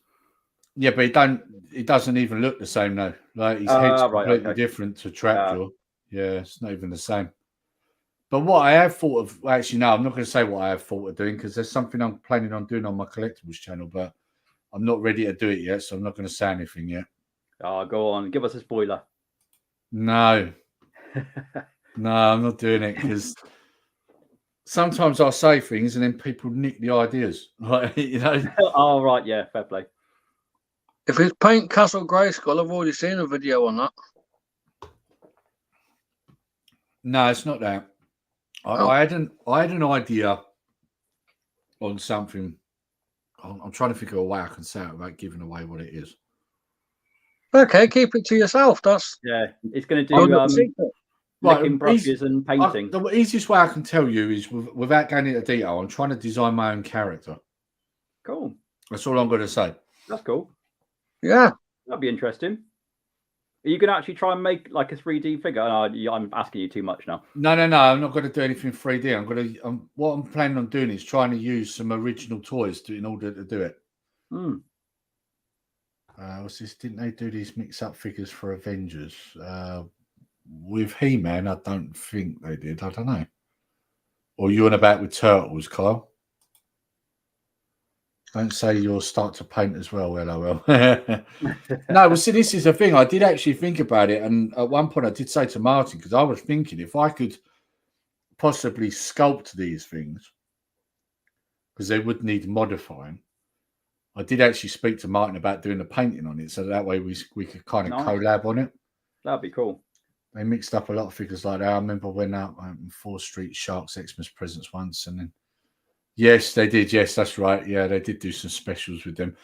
There's one in particular, one Street Shark in particular, that's really expensive because he's bigger than all the others, and I think you had to mail order him. You had to send away.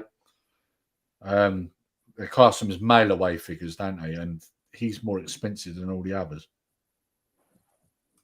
Same as my King Shark. My King Shark I got from Scott's. That one's worth more than the original King Shark because you had to buy all the other McFarlane DC figures to make him. And as a result, he's got a different colour shorts to the original one they released. So he's worth more. He's rarer. Oh, Sizia. Hello, mate. How you doing? We've been talking about figures and radio control cars, and earlier on, me and It's Tetlee no was fun talking here, about Si. alcohol. Yeah. Oh, and cartoons. We had a big conversation about cartoons. Yeah, see, Si's missed all the good stuff. Yeah. He should jump on. Because you know, Si, once you start talking about cartoons, that's definitely a subject Si would be interested in. And he's missed all the good chats. Yeah, Si, while you were in the chat then, what was your favourite cartoon growing up?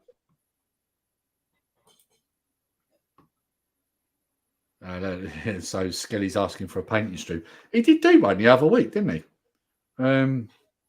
He was painting that kind of like Goblin looking figure. Yeah, I think it was. Yeah. Or was it the one that looked a bit like Ludo out of Labyrinth? Might have been that one. Oh Christ! Chat keeps jumping. Don't do live streams. Yeah, he used to. Yeah, no, he hasn't done one for a long time actually. Hey, you'll have to Retro 5 get back together. But Si, you can answer this one though. What's your favourite cartoon when you was growing up? I suppose favourite cartoon would have to depend on the years, though, wouldn't it? As well, I'd have a hard time to pick my favourite overall cartoon. Probably Ulysses 31, I think, if I had to pick just one. Mine's Motu, without a doubt. That's top Motu. one. Oh, Master Universe. Oh, Master Universe, yeah. Yeah. Yeah, the original He-Man. Yeah. It's not even a question for me. I mean, don't get me wrong. I like loads of other cartoons, but the thing is with Motu is you can watch that old cartoon and it doesn't seem old. And for me, if you can do that and you can watch that 40 odd years later and it still is as good as it was, then they did a good job. And that's because they used all proper like paint and cells and stuff. You know, it was proper animation. None of this crap you get now. It's timeless what they did back then. What's this? Gordon. Love Jason the Wood Warriors. Yeah, we was talking about that earlier.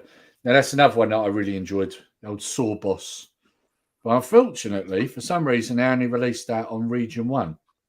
We've not had that over here. Visionaries. See, I liked Supernaturals. Supernatural sounds familiar. Well, they were a bit like Visionaries, but they had the holograms on their actual chest. Yeah, I have to Google like that. you took their chest piece off and lift their helmet, and you could see a big hologram, and then they had one on their shield as well. A complete body. Almost, yeah. It'd be like literally their torso. All the head down to the torso as well. That's it. Yeah. And there was another one where there was just a hologram on the chest. Yeah. Yeah. Well, I mean, Visionaries Visionaries was just their shield, wasn't it? If I remember right. Yeah, there was like a big. I remember having the toys, not the cartoon. Yeah, and the other thing was the size of the figures, because Visionaries were like the size of G.I. Joe, but Supernaturals were like this sort of height. They were like kind of 5.5, 6 inch figures. They were bigger. Yeah. Oh, Gibbs here. How you doing, mate? Was never a He-Man fan. I will let myself out. Oh, blasphemer! Block him. Why have I not got that clip on here from Life of Brian? How appropriate would that be? Right oh, now? Yeah. Blasphemer! Jesus. I bet he prefers Rent-A-Ghost. See, I'd have to play this one instead, because this is the only clip I've got for Si. Oh, fuck you.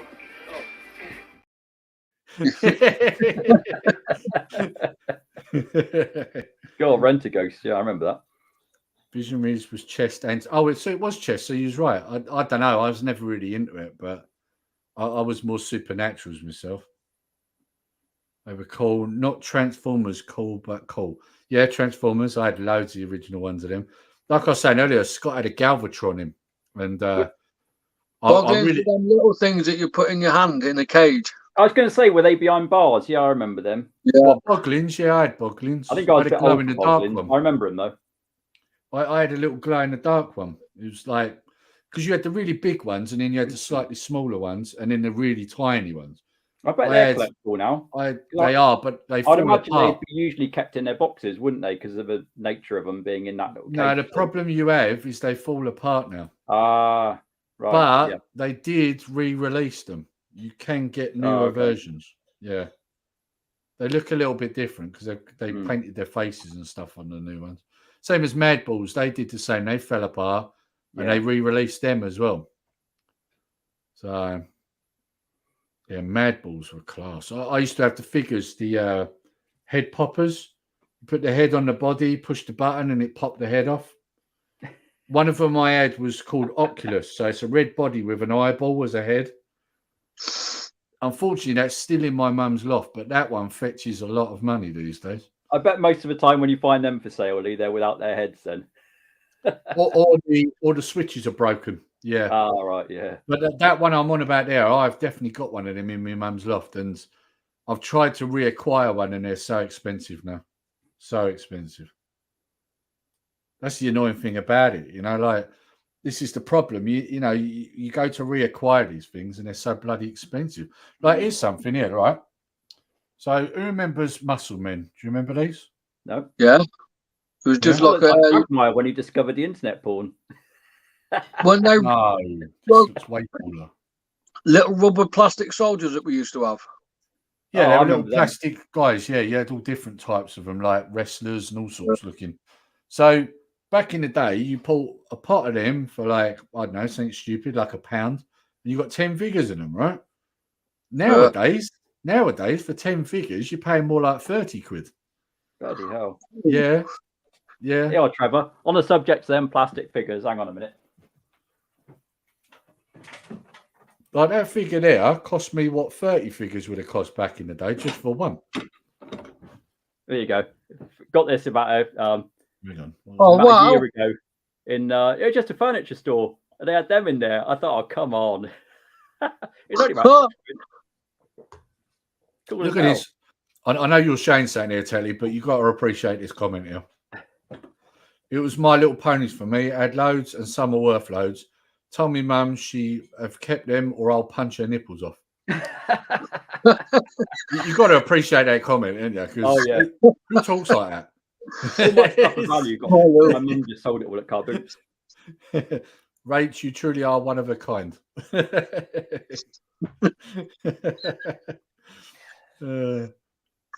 didn't remember them until you recently showed them on your channel, Sire. Yeah, Si missed out, but then if he's not a Motu fan, I'm not going to show him my Trapjaw figure because he probably won't like it.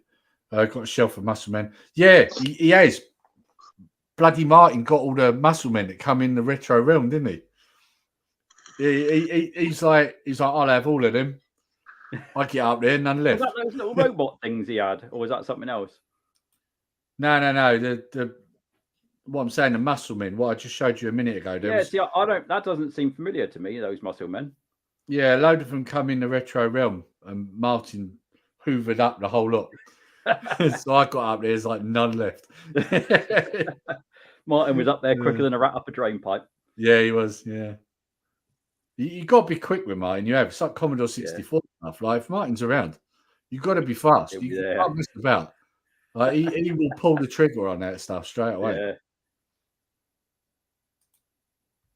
Oh yeah, Battle Beast that was one. Yeah, he is. Yeah, that toy soldier did look smart. What was that? Was that ceramic, Tetlee? What you had there? Yeah. There you go. See, he was only 12 quid, but they had a half price sale, so I paid 6 quid for him.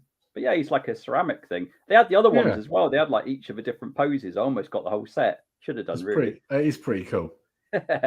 Yeah. Brought back some memories, that did. Tetlee, little robot ones, you're probably thinking.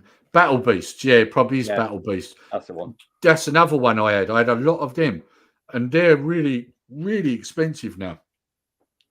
Some of them are really rare. Like you can pay stupid money, and it's only something this big.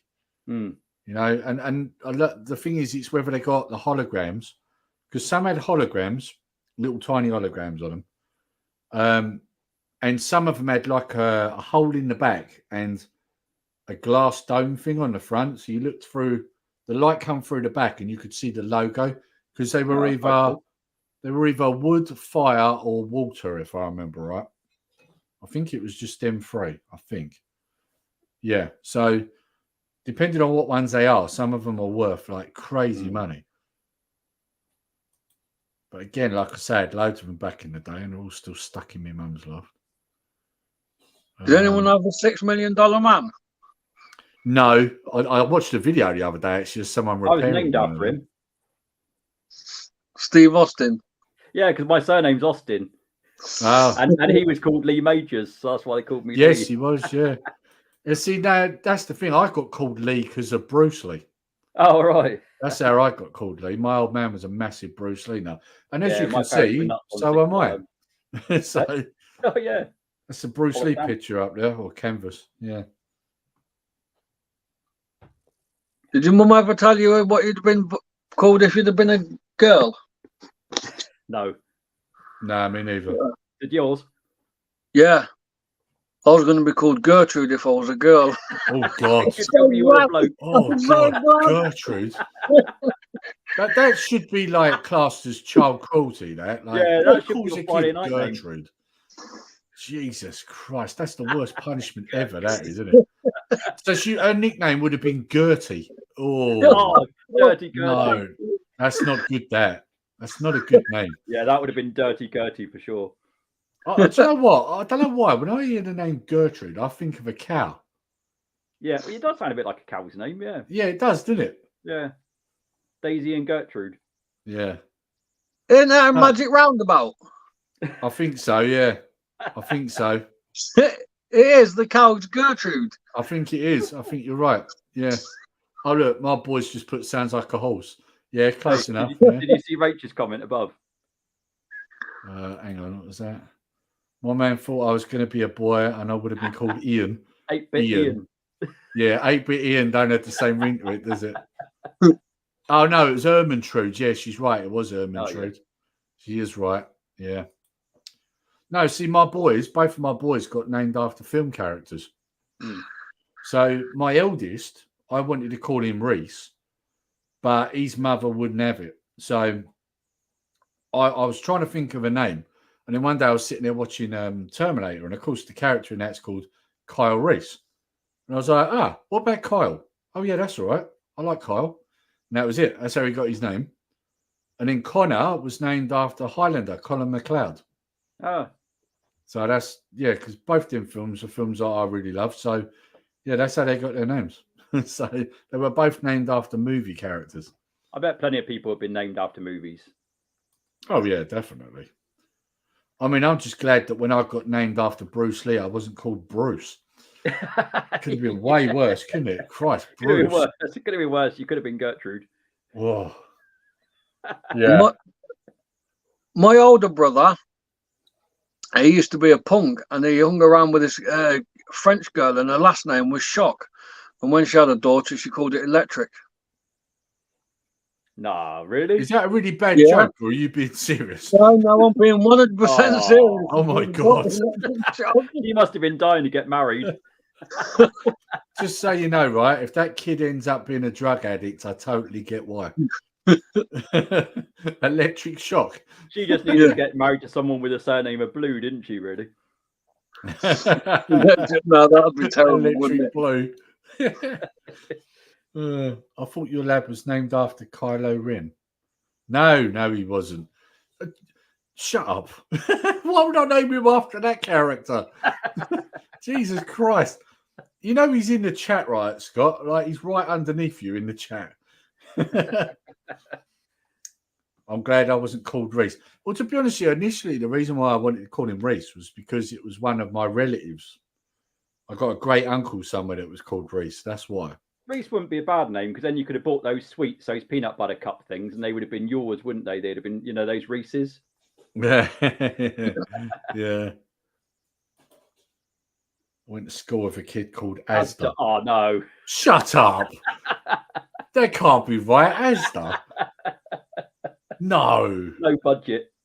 He's got to be on a wind up, surely. What's their tagline? I'm trying to remember now. Every little helps, isn't it? Or is that Tesco? Yeah. Or is that Tesco? Oh, that's Tesco, isn't it?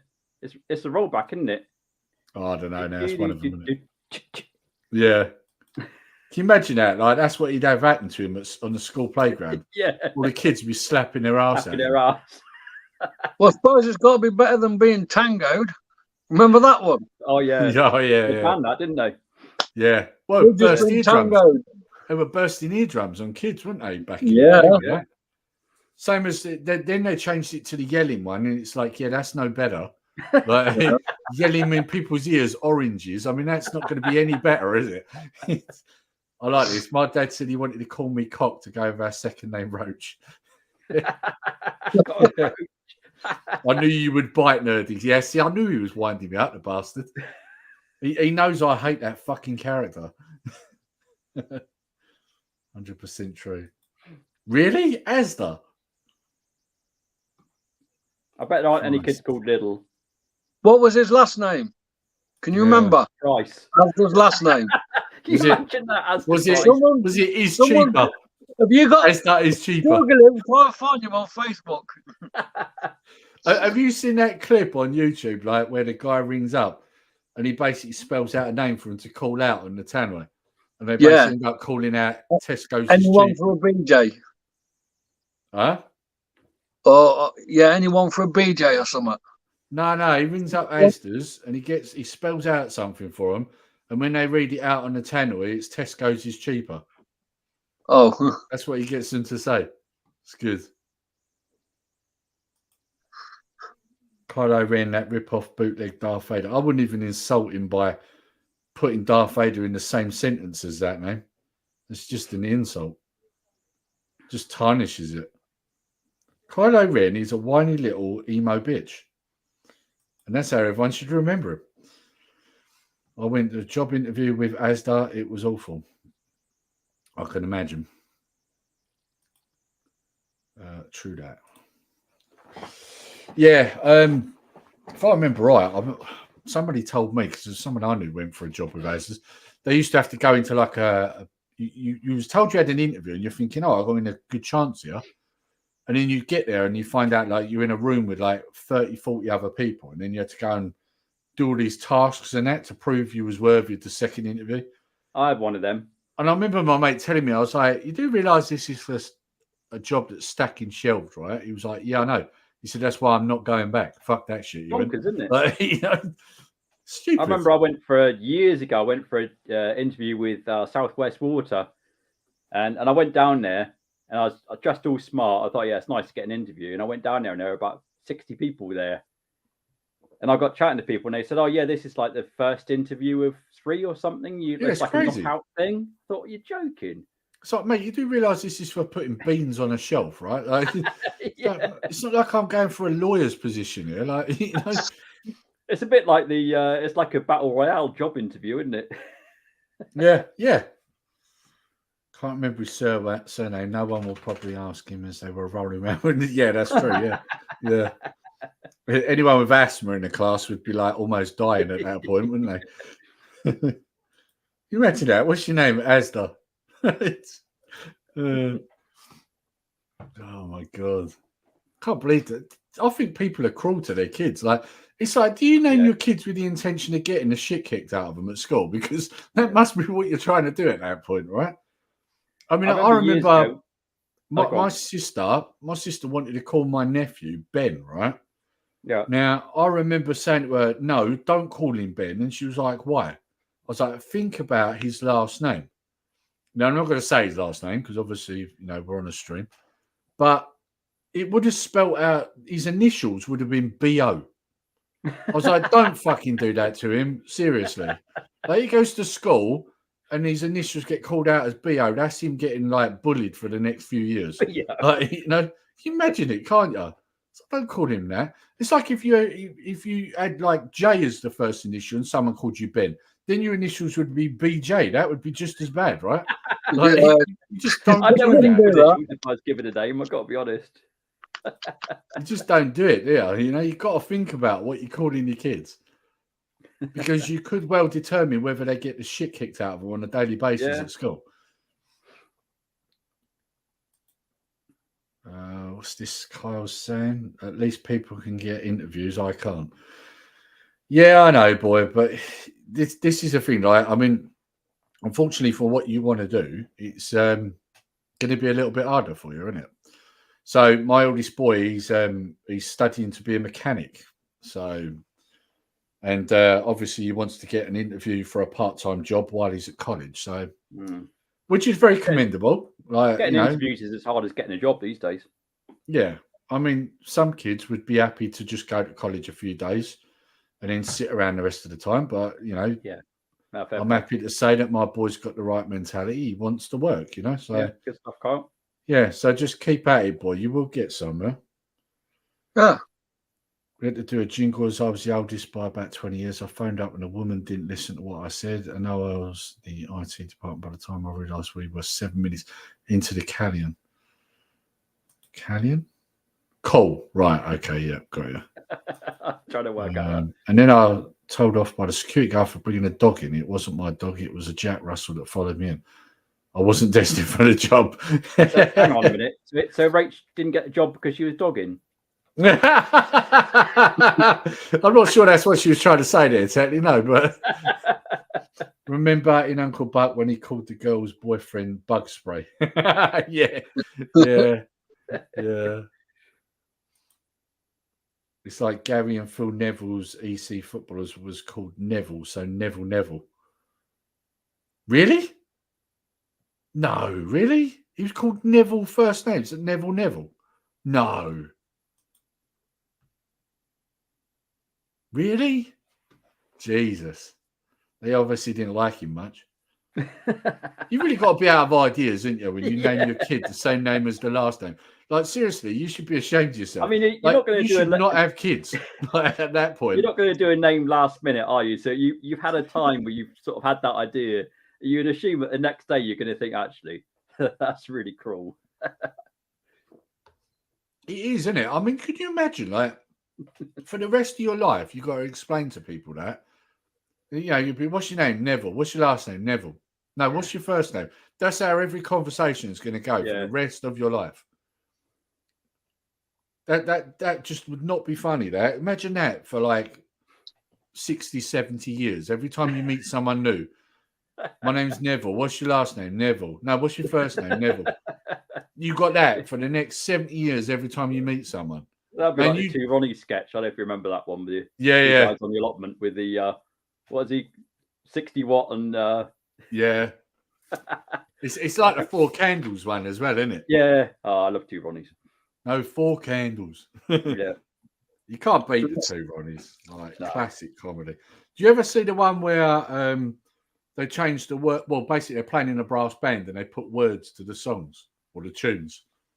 You ever see that one? No. Yeah. I think so. I thought I'd seen all two Ronnies. I watch them all the time. I do. So they're walking around and one of them's playing a drum and Corbett's got the cymbals, Right. And they're walking around at the front of a brass band, and these are all like sort of brass band sort of tunes, but they put words to it. Oh. And in most cases, it's on about going around to the Chinese and the pub and all that lot, and they're singing as they're walking around playing. Yeah. Really funny. I mean, there's even a bit where Corbett actually forgets that he's meant to do the cymbal, and he ends up doing it late. So, Have you seen the one where they're doing the subway stops? And their whole conversation is based around the different stops on the subway around London. No, I don't think. Oh, look it up. That's hilarious. It's genius as well. What's this? I'll have to look it up because I do love the two Ronnies. That would have just topped the day off. Yeah. I get flashbacks of it. Do you remember that? What was that? Matey? I've got to find that brass band thing while you're talking. I've got to find that. I've got to put it in the chat. What was that comedy with the car share one? Peter Kay, wasn't it? Yeah. Remember that one with the dog in? Car share one? Do you not remember the series Car Share? I think it was called Peter Kay. Oh yes, I do remember it. I saw a couple here and there. And the girl thought that dogging was taking the dog out for a walk. And she said, "Oh yeah, I do dogging all the time." No, God. Do you remember that? See, I only ever saw a couple here and there, so I wouldn't have seen it. Ah, there we go. I found it. Right. So I'm going to put this in the chat because you guys need to watch this. If you like the two Ronnies, Oh, I love Two You Rollies. need to watch it. Right, hang on. Let me just put it on my phone. It's easier for me to share it this way. Hang on a minute. Paste. Right, that should come up in the chat in a minute. There we go. Right. Does it let you click on it? That's the question. Oh, I don't know. It might not let you click it. It does. Oh, it does. Good. Yeah, I've got it. Good. Yeah, so watch that later on. Oh, yeah. There's one bit where he's like, he starts singing because they're playing the music. It's meant to be dun dun dun dun dun dun dun dun, dun, and he goes, half a pint of lager and a chop and a chicken chop suey like that. He starts singing all the words to it as they're playing. It's funny. Honestly, genius. trust me, you got to watch it. It's so funny. Oh, look, Skelly remembers it. Do you know what I used to like about Peter Kay? Do you remember when he did the John Smith adverts? So my youngest, this is funny, like this is what you get with your kids, right? He keeps walking around going, have it, like that, right? Yeah. And I went, do you know what that's from? And he went, yeah, it's a TikTok video. And he puts it up. I went, I was like, you dickhead. I was like, that's Peter Kay. That's from an advert. Yeah. He thought this was new. I'm like, this is from an advert 20 years ago. It was a John Smith's advert. You know? So then I said to him, I went, right, go on YouTube and look up the one where his kid rings him up in a restaurant. Do you remember that one? Where he takes the phone and he goes, what's that? You scared of the monsters in the cupboard? No, you don't want to be scared of the monsters under the cupboard. You want to be scared of the burglars coming in through the window. And then he hangs up, doesn't he? And then he goes, what? Like, Speaking of Peter Kay, do you remember Phoenix Nights? Did you just like watching that? Occasionally, but I don't like Paddy McGuinness. So that was probably my favourite Peter Kay. That was. I watched it here and there, but I don't like Paddy McGuinness. I can't stand that guy. Oh, really? It gets on my nerves. I don't know what it is about him. Actually, I do know what it is about him. He's fucking annoying. That's what I probably didn't like him in anything else, but Phoenix Nights is brilliant. Yeah. I just, especially when he did that dating program, like Cara be watching it, no like it, no like it, and it's like, oh mate, I want to smash your face in, shut up. Like, you know, he had one of them really annoying voices. Yeah. And then he went on Top Gear as well, didn't he? I mean, to be honest with you, I didn't really watch Top Gear after the original three left, but I remember catching one with Paddy McGuinness on. I was like, mate, this show's gone downhill. Like, you know. John West Salmon versus Bear was my favourite. Yes, that was funny. I remember that. Who remembers? Do you remember Peter Kay's stand-up show where he's playing songs and he's saying what he used to think the words were to it? Yeah, when he had his tape recorder. That's it. He's played it down the mic, and there's a bit where he says that he thought they say pork pie, and then he plays the song, and it does actually sound like they're saying pork pie. I remember Peter Kay. Do you remember the Peter Kay show before The Office? It was just like The Office. It was kind of like a real life, like a sort of fly on the wall thing. Can't remember what that was called now. A lot of his stuff was kind of like that, wasn't it? Yeah, that was good. That was really good. I can't remember what it was a different thing each week. It'd be like a different character each week. Oh, here we go. Skelly's got it. Yeah, misheard lyrics. That's it. Yeah.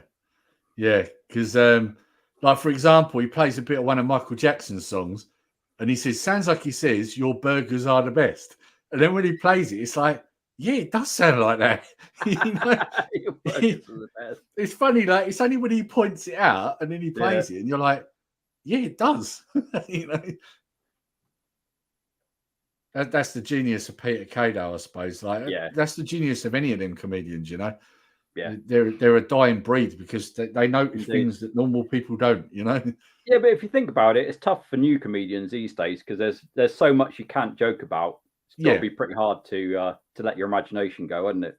Well, there's too many snowflakes now. It's like, oh no, you can't upset him because he might cry about it. Like, you know, whereas back in the day, it was like everyone's fair game. I mean, like, if you want to be a comedian now, they'd probably just shove like a load of files down for you to read about stuff you can't make jokes about. What they need to do is they need to go back to a time where everybody insults everybody and you just take it, you know, and then that would solve everything. If everybody could just say whatever the fuck they liked, we wouldn't have any problems.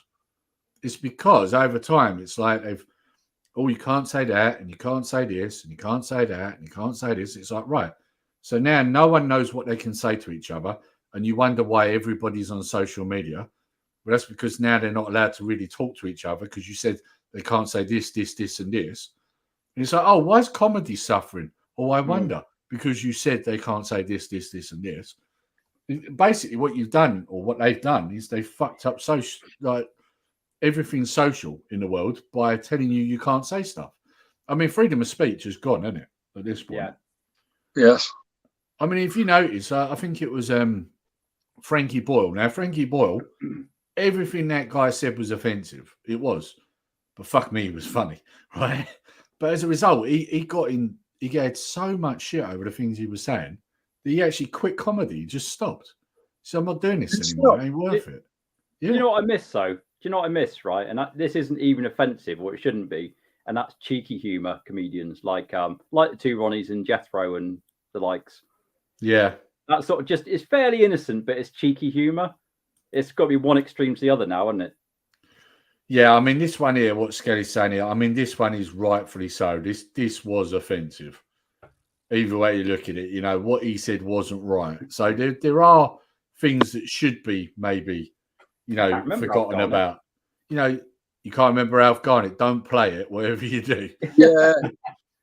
Because there's quite a few of them. There was Love Thy Neighbour. Yeah. Yeah, you can't watch that. And there's also another one that I found out. Oh, yeah. Recently. And I've only seen it on YouTube. And I don't really know whether to say it because there are some kids probably listening and they might go and Google it. It's called Curry and Chips.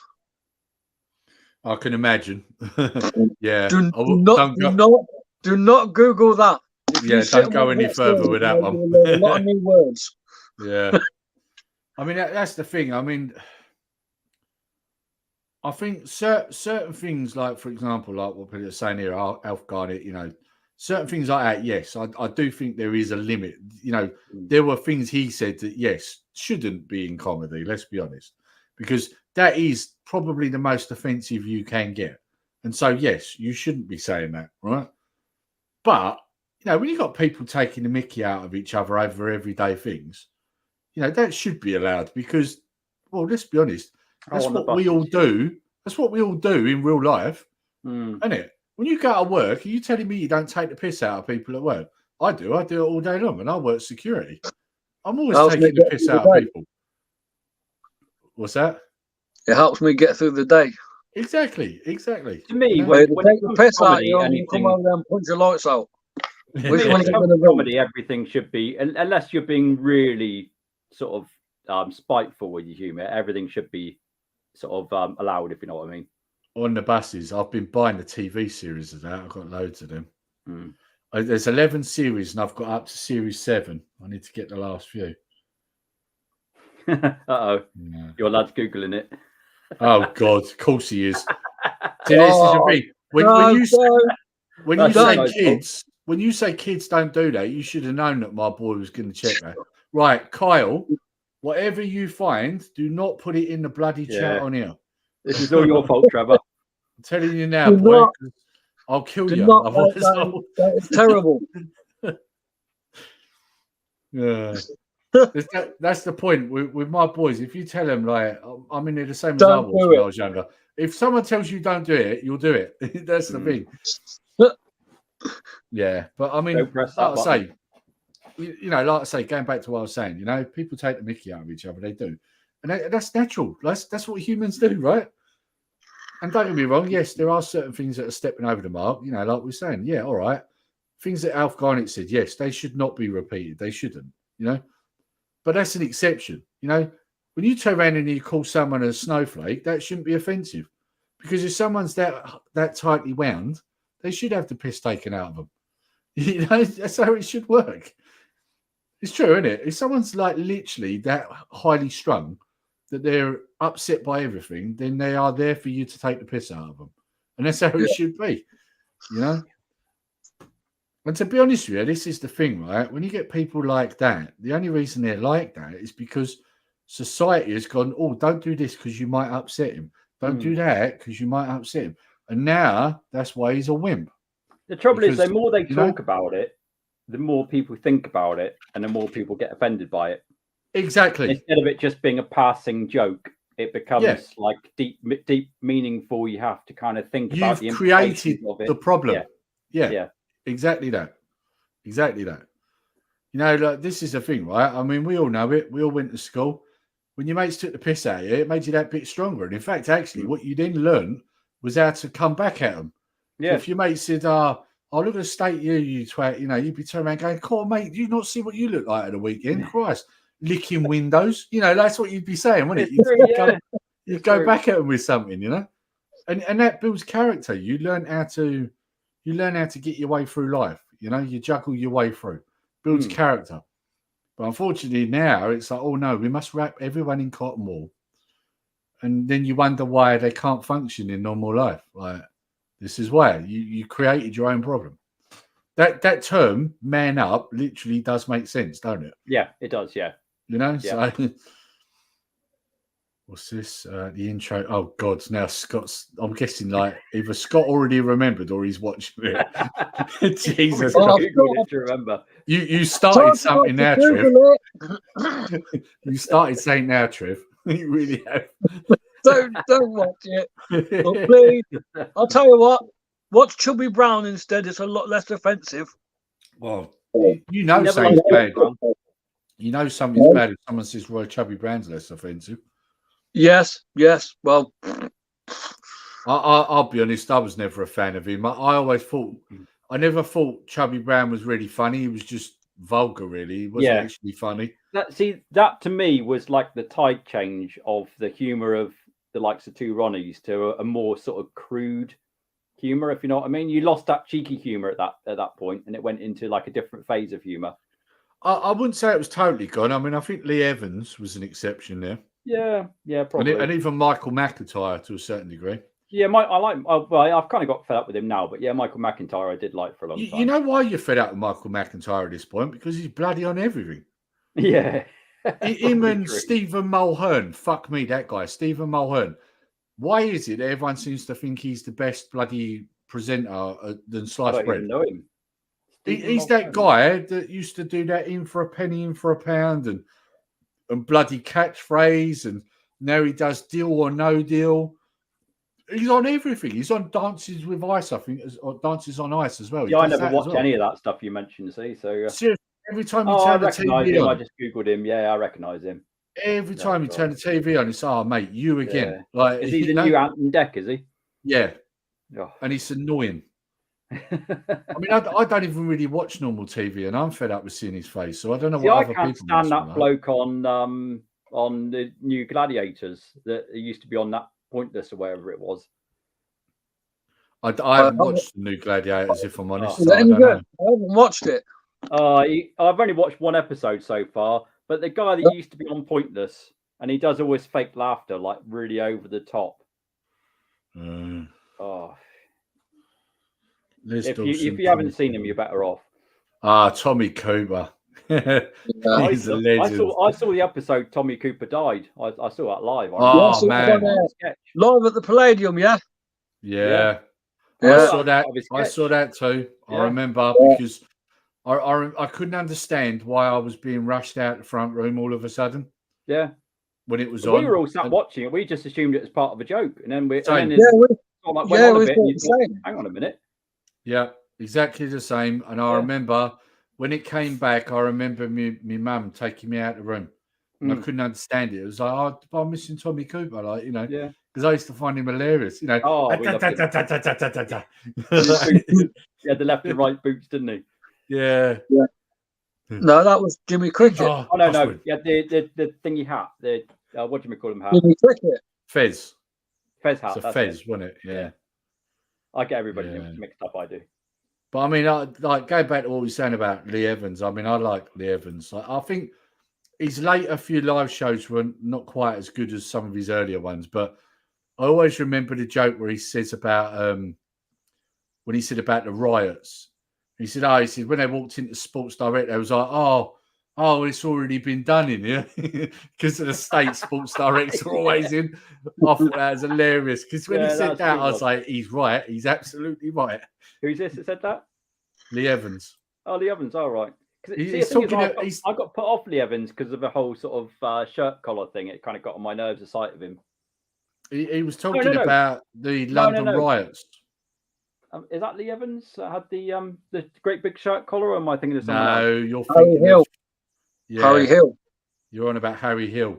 Lee Evans is the really sweaty guy, isn't he? Yeah. Yes.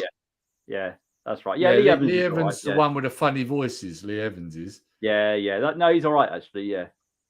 Yeah, no, Harry Hill was the guy with the big collar. Oh, yeah, you're right. Yeah. The only time I found Harry Hill funny was when he used to do TV Burp. Do you remember that?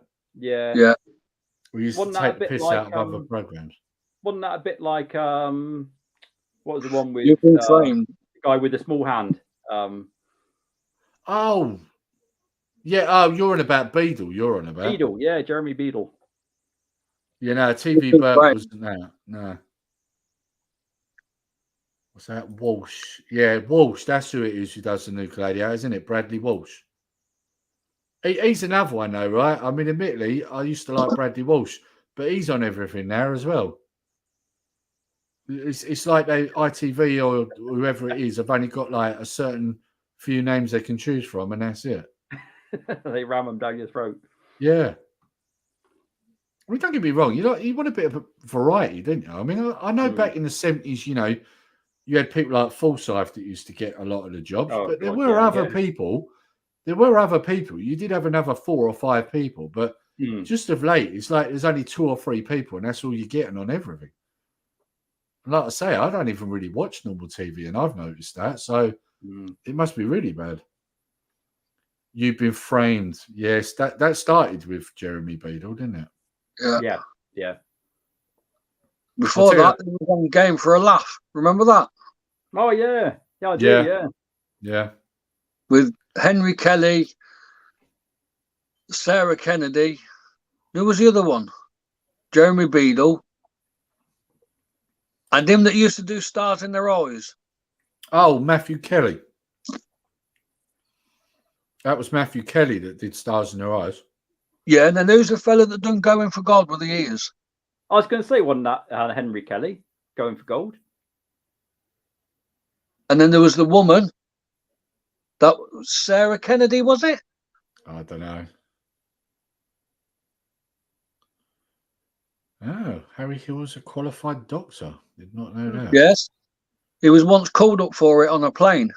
Do you think they get right this year? What Rachel's saying? Applied to go on a chase, right? Now, I've had my missus say to me loads of times, you should go on there, because I sit there and I do. I wouldn't say I'm the best, but I do quite well on there. Certainly do a lot better than a lot of the contestants do go on there. And that's the thing for me, right? I don't understand some of the people that get on these shows. It's like they don't understand that they're on a game show. But seriously, if you go on a game show, you've got to have good general knowledge, right? And the amount of times I've watched The Chase, and these people are stupid, and it's like, why are you on here? Like, but to be fairly, they probably pick them deliberate, don't they? Because they don't want people to win, do they? If you was to go on any game show, past or present, what would it be? Millionaire. You who wants to be a millionaire? Yeah. I've got to be honest. I think I'd probably rather go on now. I think you'd have more of a chance, because the thing with The Chase, right, is it doesn't matter how good you are at general knowledge, you can still lose. Because if you've got shit teammates, you're fucked. It don't matter how good you are. See, let's face it, if you want to be a millionaire, you're almost guaranteed to get 32 grand, aren't you? I would have thought, yeah. Yeah. And I mean, let's be honest. I mean, you've got the option of, was it ask the audience and phone a friend, don't Phone you? a friend. 50-50. Oh, you're 50-50, yeah. Right. So, I mean, when you look at that, you've got a pretty good chance of walking away with some money. Whereas The Chase, you've got a very good chance of walking away with fuck all, to be quite honest, you know? If it came to fun of the game, I'd go on, what's that one with the little yellow robot catchphrase? Yeah, Mr. Chips. Yeah. Look at this, my boy. I do Ninja Warrior. Not really a game show, though. Yeah, no, you're right. It's not. I'd have a go at that. I'm too unfit. Used to do? I can't remember. What's that? I remember. What's the one Michael Barrymore used to do? All I can remember is top, middle, or bottom. Strike It Lucky. Oh, yeah. Strike It Lucky, But they changed the name, didn't they? Like later on when it come back, they called it Strike It Rich instead. Yeah. Ah. Yeah. I don't know why that was, but yeah, that's the one he did. Was it, what was a hot spot? Not a Yeah. good Not a spot. good spot. Yeah. I can't believe I still remember that. You know, we all really wanted to go on It's a Knockout. Yeah. Who was it who did Or that? Was that Krypton Mike? It's a Knockout. Was that Mike Reed? It was, wasn't it? There's something No, that was controversial about Runaround. that, whoever presented it. Oh, Runaround, yeah. You get the host in the middle now as well. Oh yeah, that's right. Yeah, you do ask the host. Yeah, but you're asking what's his face though, isn't you? Is So Millionaire still going? Is it? you're asking Jeremy Clarkson, so that you might as well forget that lifeline. Is Millionaire still going? Yeah, Jeremy Clarkson does it. Oh, I thought I finished years ago. Speaking of which, right? Have any of you watched Clarkson's Farm? Yes. Have you seen it, Tetlee? No. Have you got Amazon Prime? Yeah. You need to watch it. It's hilarious. Yeah. What's it called? Clarkson's Farm. Clarkson's Farm. So just imagine you've got a middle-aged bloke who knows fuck all about farming. Yeah. Who's trying to run a farm. That's all I need to tell you. It's hilarious. You've got to watch it. Honestly, it's so funny. I'll try it. There's 2 seasons and there's a 3rd one coming out soon. So, and the funniest thing, there's a guy that works with him. I forget his name. But C-Lab or something? Rachel's applied to go on everything. I don't know, but he can't understand him, can he? He just fucking nods along. You don't know what the guy's saying to him. I've seen a clip of it on Facebook, I think. So he'd be talking and going, like that. And he'd go, oh, right, okay. Like, and then he looks at the camera. No, like, sorry, you know, I don't know what he just said. Yeah, like we need to ask Rach how many game shows she's applied to be on. We should just, oh no, that's got Bullseye. That's what I would go for. Funhouse. Yeah, but then twins would be like 60 years of age now, Scott. Like, I don't think you'd want to go on there now. Yeah, hopefully you'd have some new ones by now. You know, like Pat Sharp now would be bald. His mullet would be gone. Like, you don't want to go on that show now. Rooney the sheep. What? Oh, that's right. Yeah. Clarkson's Farm. He calls one of his sheep Rooney. That's right. He does. Yeah. Bullseye. What's that? It's also money to watch the newest season now. I have time. Yeah, the new season comes out soon. It drops soon. Yeah, it's very funny. I've got a feeling, I'm not sure, but I think they've got a new Grand Tour out as well. Or it's coming. One of the two. Like, have you watched any of the Grand Tours, Tetlee? No. I'm not a big fan of Clarkson, to be honest. Oh, they're so funny, though.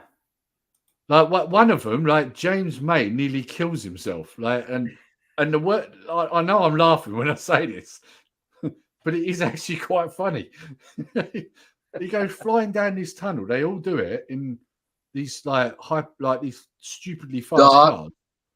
And he's in an Evo, I think it is, and he don't brake in time, and he slams into the wall, nearly kills himself. But somehow it's funny. I remember that being on the news. Wasn't that a couple of years ago? Yeah. Yeah, I remember that. Yeah. But like I say, I don't know why, but it is funny. Even though he could have died. You do know why? Because he almost killed himself. Well, yeah. Double dare on going live. Oh God, going live, Jesus. Gosh, we're all showing our age now, aren't we? Going live. Next week we'll be talking about Gordon the Gopher, and no, we won't mention the guy that was on there with him because that could be another video. All of the sidekicks of ITV kids presenters. Yeah, but the trouble is you can't really say a lot of the kids presenters on BBC nowadays, can you? No. Because let's be honest, most of them were dodgy. Very naughty. Yeah. I remember Funhouse where a question was, name one of the emergency services, and the kid said the AA because the advert used to be the AA, the Fourth Emergency Service. Well, that's true. That is true. They did say that on their adverts. Yeah. Yeah. I think they should have let him have that, to be honest. He's right. Yeah. He's not wrong, is he? No. Yeah. I do remember them adverts. Do you remember when they done the BT adverts with ET? Do you remember that? Yeah, they were good adverts then. They brought out, if I remember right, they brought out special ET toys as a promotion for BT. Them. Oh, I bet they're worth a few bob. Probably, yeah. I mean, I don't know if you remember when they brought out all the Meerkat toys. Connor's got one of the Star Wars ones. I think it's the Obi-Wan. Right. There's Sergei with a lightsaber. The price has started to creep up on a lot of them. They are getting quite expensive now. I'll tell you what went up a lot in value at one point was the old ITV digital monkeys, which now are PG tips. Oh yes, I had one of them. I flogged it because I think I got it free when I signed up for ITV digital back in the day, and I think I sold that one for about 60 quid. I bet they're worth more now, probably. When you say monkey, you're on about the little cuddly toy that was on with Johnny Vegas. Johnny Vegas, yeah, the PG Tips monkey, yeah. He was monkey, ITV digital monkey. Yeah. Yeah. And when you signed up to ITV digital back in the day, you got him for free. Yeah. Does anyone remember the come-ons from the Vauxhall Corsa advert? The what? The what? The come-ons. What's that? No. There was little teddies that was on the TV with an advert for Vauxhall Corsa. Don't remember that. And there was one that was a cow, but it looked weird. It just had like a great big pink patch or black patch or something here with two pink eyes. Oh. And my girlfriend liked it, so I had to go and buy them. I like that. And the girlfriend liked it, so I had to go and buy them. Yeah. And it's she basically didn't know Vauxhall Corsa, but she liked the cow. Yeah. So I've got to buy them because I can't say no because I buy big, massive radio control cars. Yeah. Funny enough, it's like today, right? So we nipped out to grab a few things from Sainsbury's, right? And the missus like drops this hint about the flowers. And then so I was like, okay, we'll go and pick some. I'll get you some flowers. And she's like, no, there's no point because you're meant to realise yourself. I was like, that was just not. I was like, I come in here for shopping. I didn't come in here to buy flowers. Because I'm bearing in mind, I'm in a local Sainsbury's, not a big Sainsbury's, right? So it's not like I went there looking for flowers, you know? Anyway, I said, pick what you want. So she picks one. She picks like a rose that's been airbrushed. So it's all like multicolored. And it's like, Martin been at it. well, you'd think. Like, but it's like, I don't get it. Like, but at the same time, I'm like, you know what? Just buy her. It makes her happy. Let her have it. Like, you know, sort of thing. But the thing was, the price you paid for that, I could have got her a bunch of flowers for that. And all it is a rose with a bit of spray paint on it. That's you should have got a bunch. Send them to Martin. Come back. You'd have had 12. Yeah, Martin, spray them for me. Cheers. Crazy. Yeah, I'm looking over it because it's on the side at the moment. What's this? Well, look at the time. The stream's been on for more than 2 hours. Yeah, it has. Yeah, it's gone really quick, hasn't it? Oh, Christ, yeah. I didn't even realise, to be honest. No, me neither. We've been having a laugh. Oh, I almost don't want to end it because I've actually had quite a laugh doing this. Yeah, haven't we? We need to do these more often, I think. Yeah, it's nice to have some company on a Sunday night. Yeah. Sundays are my drinking day normally. Well, I'll be honest. I mean, I'm having a drink because I've been off work for 12 days. I haven't actually had a drink for about 3 weeks. So I'll tell you why, because I've been trying to cut my calories a little bit just recently. So I sort of kept off the drink for a little bit. But I thought, do you know what? I go back to work Tuesday. I'm having a fucking drink. Yeah. So speaking of cutting calories, I work next door to a really nice bakery. I'll tell you what, it's hard going, not keep going. Oh yeah.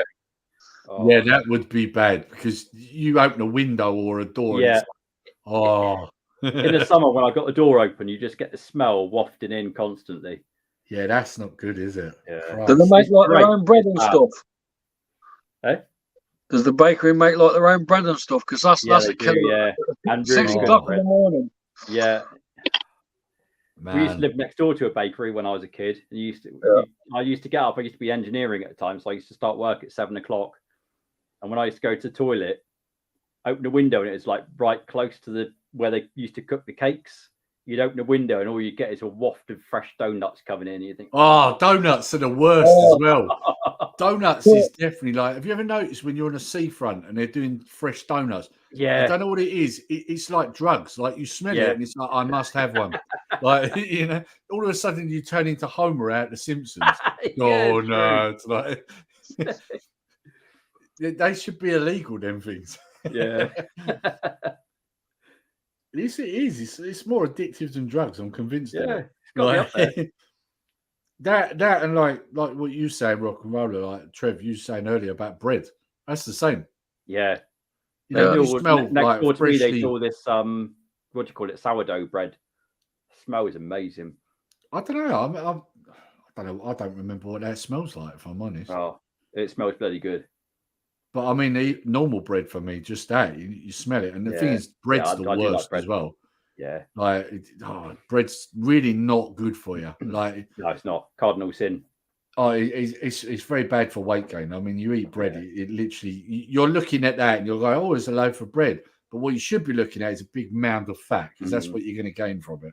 The minute you eat it. If it tastes good, it's going to be bad for you, isn't it? Let's face it. Well, yeah, that is one of the things. Yeah. I mean, that was one of the things I used to say with the missus, because obviously when I was bodybuilding, I was always on the protein shakes, and missus was like, oh, I don't know how you drink them things, they taste like shit. And it's like, yeah, but I don't drink it because it tastes nice. I drink it so that I can get bigger muscles. Like, do you not understand? Like, it's like it's got nothing to do with how it tastes. Like, and like you said, nothing that is good for you tastes good. Like, yeah. What's Skelly saying here? Been an amazing stream there. It's well done. That's the funny thing. Like, I prefer doing these streams, if I'm honest, because I like these. Yeah. You don't have any script, you don't have anything worked out, all topics and all that sort of stuff. Just to have a chat. Live social, isn't it, really? Yeah, you just see where it goes, I imagine I won't be sleeping, so I'll have it on. Oh, Super Bowl, yes. Yeah, what time's that on, Skelly? Yeah, one donut, bag of 5, you mean? Yeah, he's right. Yeah, it's those mini ones then, yeah. Yeah, but you know what, right? Skelly, right? He could probably eat that many and not gain any weight at all. Yeah. Like, because Skelly, without disrespecting you, Skelly, mate, you're a twig, mate. You could eat loads. Like, you are a skinny guy. Like, lots of people are very jealous. When you used to do your martial arts, did you ever find that you could eat anything and just when you're doing your martial arts? Because I used to. Yeah. I'd come out of kickboxing and I'd go and have a bag of fish and chips every day. And I was losing. I'm going to go and get myself another beer. Oh, mate. The thing was, when I was doing that, and also when I started bodybuilding, I mean, I found it very hard to gain weight. I had to literally, because the thing is, when you start doing bodybuilding, they tell you, oh, eat clean, eat this, eat that. I found that the only way I could put muscle on was by eating all the crap, because my metabolism was just so fast. I could eat anything, like you're saying, and it would just, nothing. Yeah, I was losing weight. I could not put it on. I was drinking like bulk protein shakes, but instead of having like one shake, I'd put 2 lots in one. And then like people, my mate would be sitting there eating like chicken and rice, and I'd be sitting there eating like 5 double cheeseburgers, and he's like, "You bastard, how are you doing that?" And I'm like, "Because I need to, because I've got to get the calories." Like, But the thing is now, because now I don't train quite as much because of the injury I got, I'm gradually working my way back into it. Because of that, I've now got to be a bit more careful with what I'm eating, because otherwise I'll just pack on loads of fat, which I don't want to do.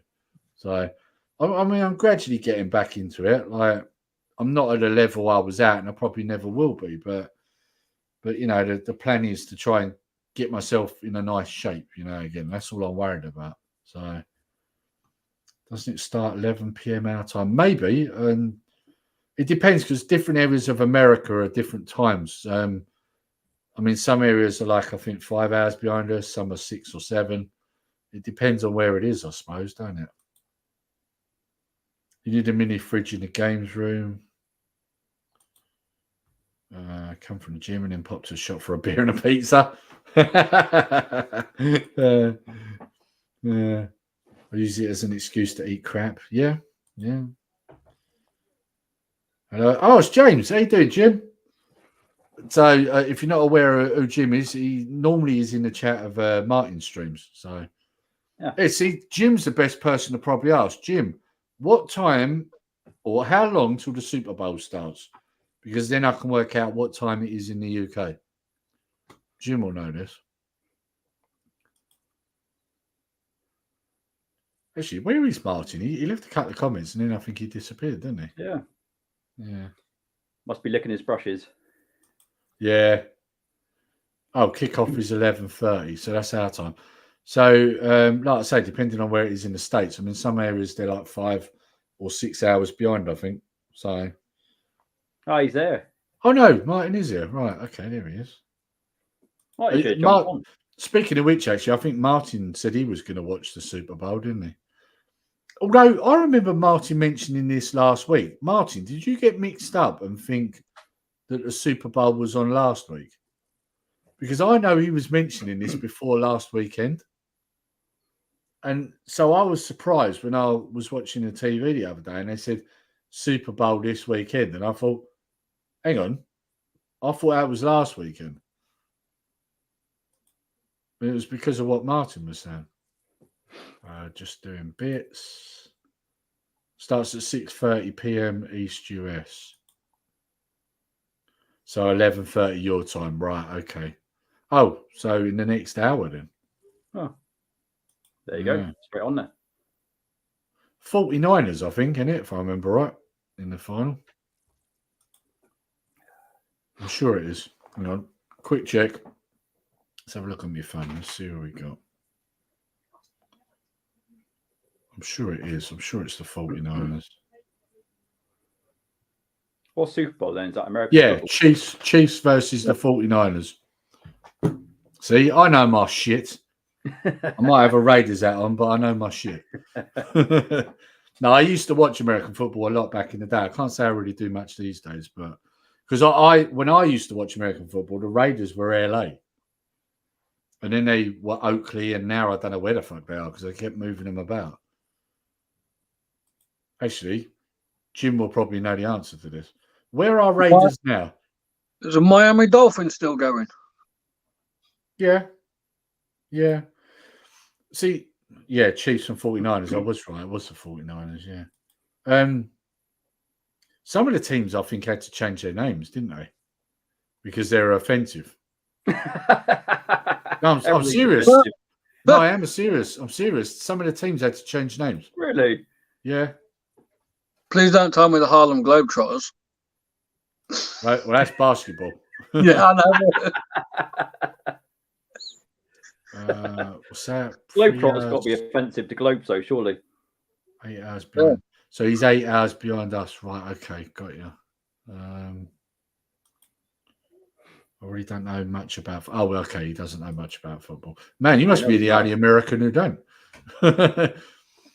Called the Red Zone so you get watch all the games at once. Best way to watch the sport. Yeah, I suppose it is if you get all of them. Doesn't it? If I'm right, I think that's like, is that kind of like their version of Match of the Day? I think it is. I'm sure I've seen it come on the TV a few times. It's a big controversy about the Washington. Yeah. That's the one I'm on about. Yes, they're trying to change the name. See, now you see what I'm on about. See, I'm not mucking about. What are they now then? Washington Skins. Because it's offensive, isn't it? Well, that's what they're saying. You know, us normal people don't see it that way, but obviously, you know, the old snowflakes do. So everything's offensive if we start thinking about everything too much. Yeah. I mean, it's offensive if I say, "Oi, Tetlee, fuck you." But I still say it. Like, it's a good job I'm used to being offended over the years. That's why I got so many creases and hardly any hair left.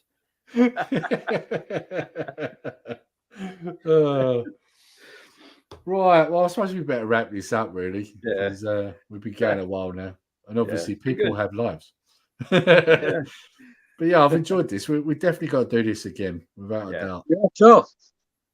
What's that? I said, yeah, of course. Yeah. Well, I'm glad I could get you on again because every time I tried to get you on for something, it was always at a time when you couldn't do it because you work weekdays, I think, don't you? Yeah, work nights. Yeah. Well, I do nights, but you always do weekdays, right? Yes. Yeah. Because at some point, I want to get you on the no late fees because, like me, you like your movies, right? So yes, definitely. So we'll have to try and work it out at some point so that I end up doing a no late fees maybe on a weekend. Right. Well, like I said, let's say last week I was off Monday. This week I'm off Tuesday, although this is not the case. What's that? Godzilla? No, because James Johnson there saying he likes the Godzilla. Yeah. Oh.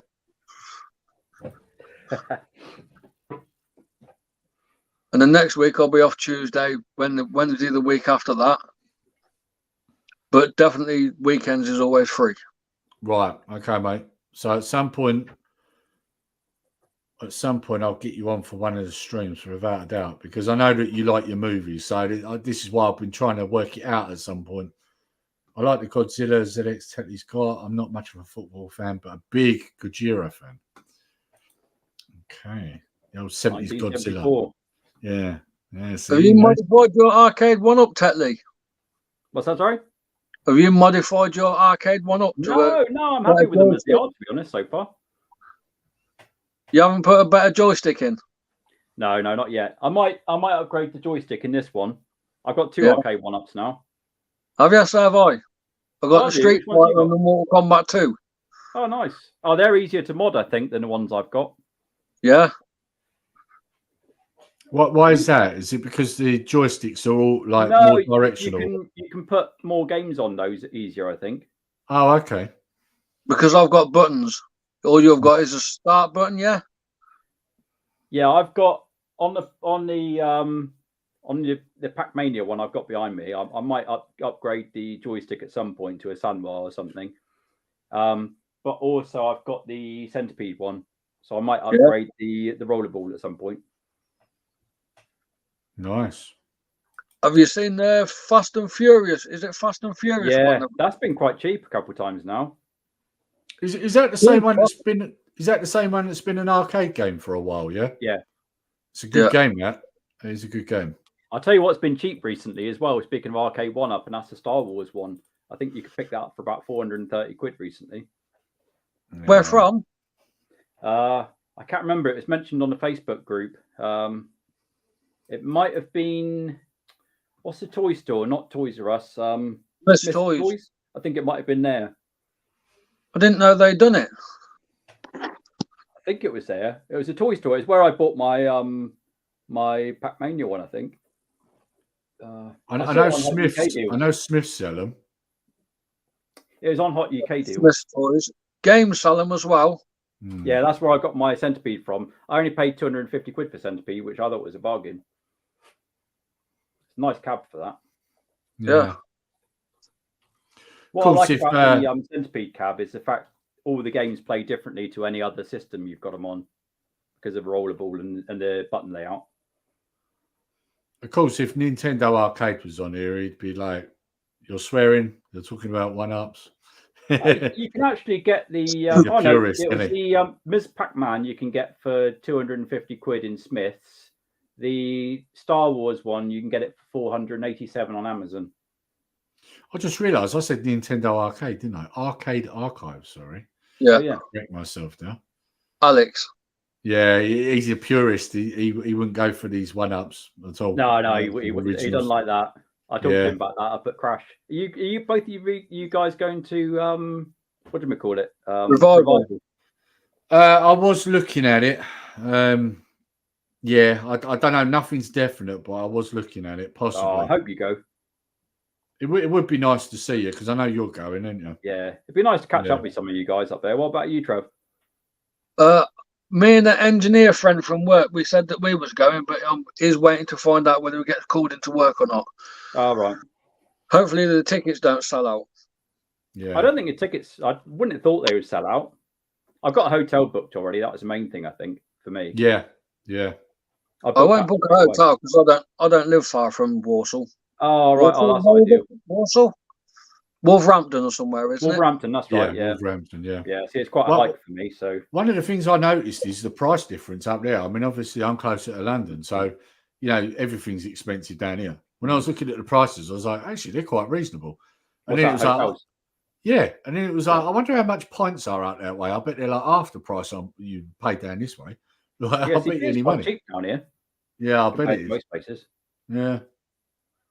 Yeah, so I mean, like I say, I was looking into it. Because if I do it, then I'll probably be coming down with Martin. So we was talking about it at one stage, but obviously there's been a lot going on just recently. So did you go to the last revival when they had Dave Perry there? I've never been to one. No. You've never been to one? No. Oh. Right, I'll be back in a sec, guys. Hang on. Yeah, no worries. Yeah, because the don't first think it was event I went to was last year at Crash. I've never been to any of the other events yet, so. No, they had. I can't remember what year it was. Didn't it stop before COVID?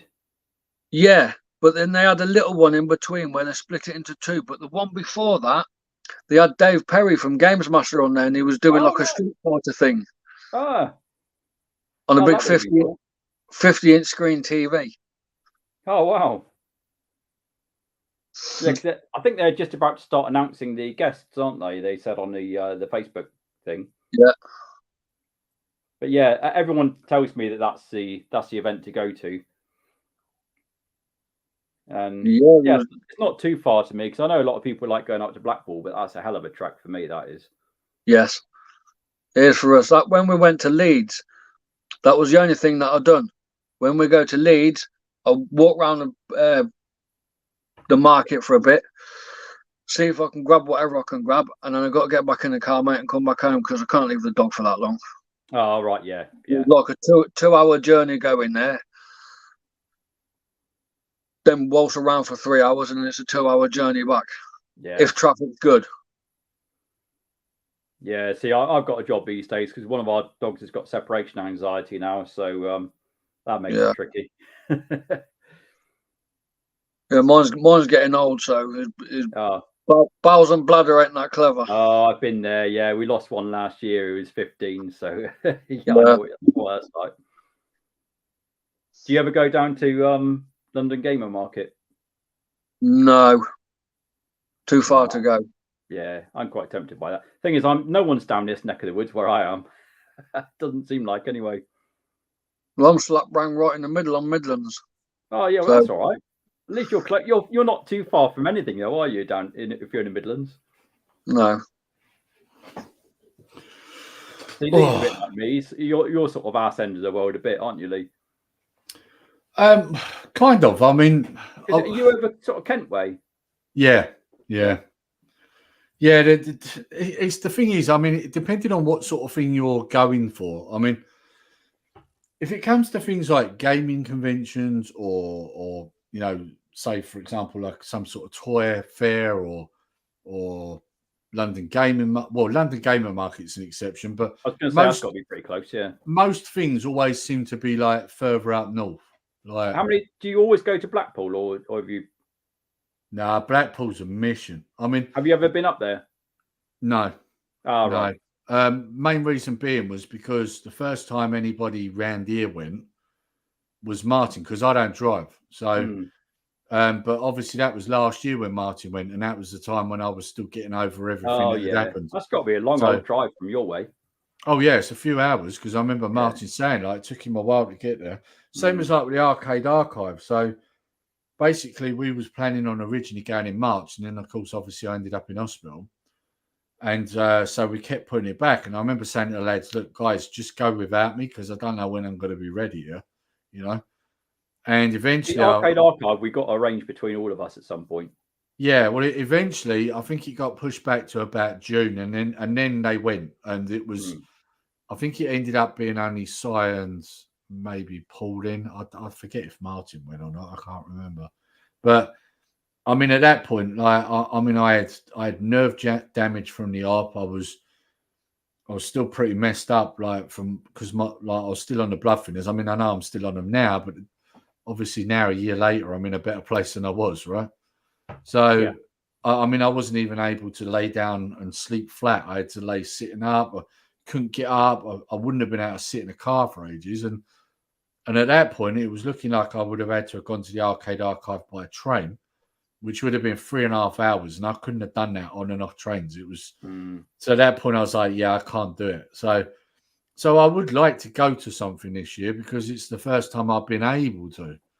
Because obviously you had COVID before that, and then you know, and then me in hospital. So I was about to say Matt must have been there because he's always in there, isn't he? Well, it's local for him, isn't it? It's local for him. I mean, do you know the main reason I want to go? Not only is it because of everyone, if we do a meetup, not only is it because of everyone there, but it's also because I still haven't met Alex. I mean, I've known Alex a while now, but I still haven't met him. Really? Yeah. I don't know what. I had a feeling you met up with Alex quite a bit. No. Ah. Because every time when something's been arranged that Alex is at, something's come up. But you're not that far away from Alex, are you? A couple of hours, probably. Oh right. I got further away than I thought. But I mean, Where's Alex then? I don't know exactly. But I mean, he's not far from where the Arcade Archive is. And I mean, public transport, that's a 3.5 hour journey for me. So, because I know Matt's quite close to it, but I thought Alex was over London way somewhere. No. Now look, that's my oldest boy. Has it been a year? It's been over a year since my op. This roundabout now is when I got rushed in with a blood clot. So it's about a year. Wow. Since I didn't realise Matt was that close. 15, 20 minutes. Yeah, he's literally on his doorstep. Wow. So yeah, I mean, for example, Alex went to Sydney Steve's. There was a meet up there, but the problem was they announced it, I think, 2 weeks before it happened. That's too short notice for me. So if I'm working, I couldn't get it off. Like if I'd have known 28 days or a month before, then I could have booked it off. But so again, basically every time Alex has gone to something, it's always been something I can't get to. Yeah. So that's why I still haven't met him. Yeah. Just outside of Swindon. Right, okay. I can't believe I've been speaking to you guys this long and I haven't met any of you yet. That's the thing, though. It happens, you know? Yeah. I mean, Martin was the weirdest one because I remember Lee had him on, I think, Swap Shop. And then shortly after, he contacted me and he's like, "Here, Lee, do you realise that Hobby Lodge is around, like, I think he's close by you?" So I started messaging Martin and basically, you know, like when neither of you want to say exactly where you are because the other guy you're talking to might be a lunatic. Yeah, you know? yeah. It was kind of like that. A bit of a loony. So first of all, it was kind of like, "Oh, so you're close to London. Where are you?" Then it was like, "Oh, well, I'm near this landmark," and then it was, "Oh, and I'm near this train station." And then before long, it was like, "Oh, hang on, now I know where you are. You're around." Hang on a minute, I can see you across the road. It is literally that. If I come out my door, if I come out my door, I turn left, I walk let's say 200 meters to the end of the road, turn right, and then say 300 meters up the road, I'm at Martin's. Yeah, really? He's literally right around the corner. Oh, that's incredible. Yeah. No wonder you see him a lot. Yeah, that's why, because he's literally right around the corner. Honestly, no one lives down my way. Yeah, this is the thing, though. I mean, up until that point, no one lived near me. Like everybody else I knew through YouTube and that are all over the place. Yeah. Like, he's the first one. I always say that to me, everyone's a northerner. Yeah, or Essex way. That's the other thing. Yeah. Because I mean, you know, for example, Roger Retro Gamer, he came around here. Obviously, Chef's been around here. They're both from Essex. So, yeah, there was no one around here until I met Martin. It was like, "No way, you've been around here all this time." I didn't even know. Like, yeah, it was weird. So, but I mean, Martin started off on Twitch, didn't he? So, yeah, I think the closest person that lives to me is probably Clay Graphics. He lives down in Plymouth, which is where I was born. Oh, Clay Graphics, yeah. Yeah, he's not too far away. Yeah. Oh, hang on, what's this? So I've only met one person that I talked to on YouTube, and that was only once. Turns out they didn't live far from my mum and dad. Well, this is a thing. I mean, Rach, are you going to go to Revival if it's on? Down to me as well. A guy I was talking to online on our SitRep podcast turned out to live just downtown, part of a gaming club. I didn't know about the booth. Oh,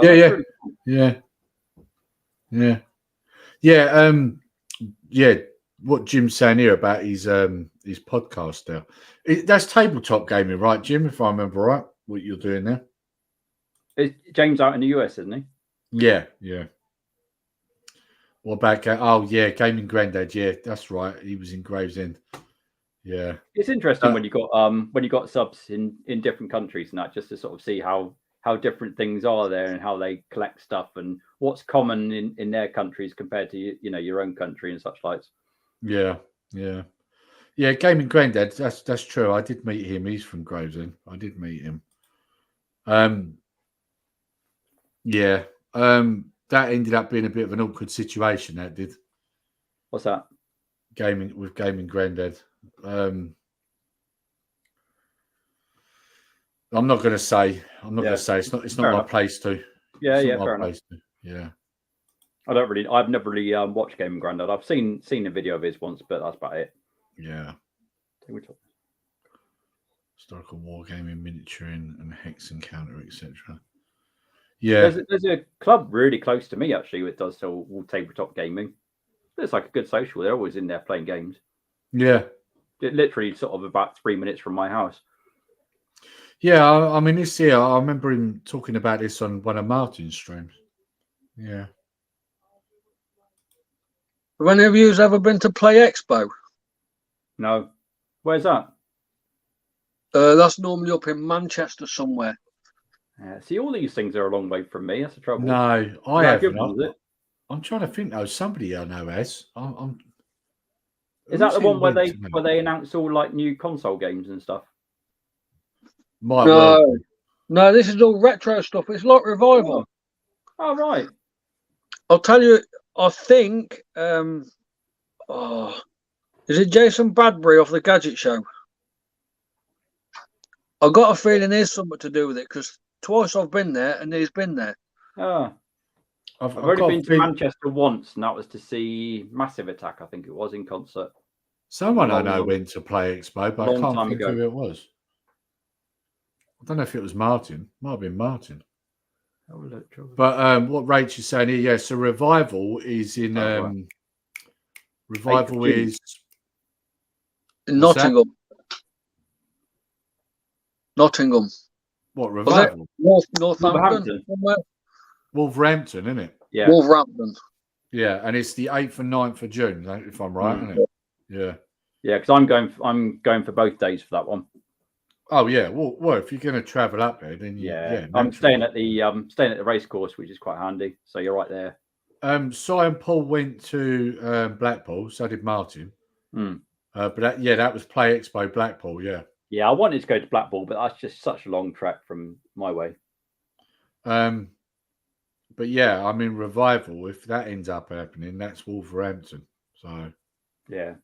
Oh, Play Expo. Is that Blackpool then? Is it Play Expo? Yeah, like Skelly said, they do them all over the place. So that's probably where I'm getting confused here. Because when I was saying I know people who have been to them, I'm thinking of the Blackpool one. Right. We've been going nearly 3 hours, so we probably should wrap this up. Yeah, that's been a long stream. Yeah. But that's what happens when you're having fun, isn't it? You just get chatting, you know what I mean? Time runs away. It does. Yeah. Hang on.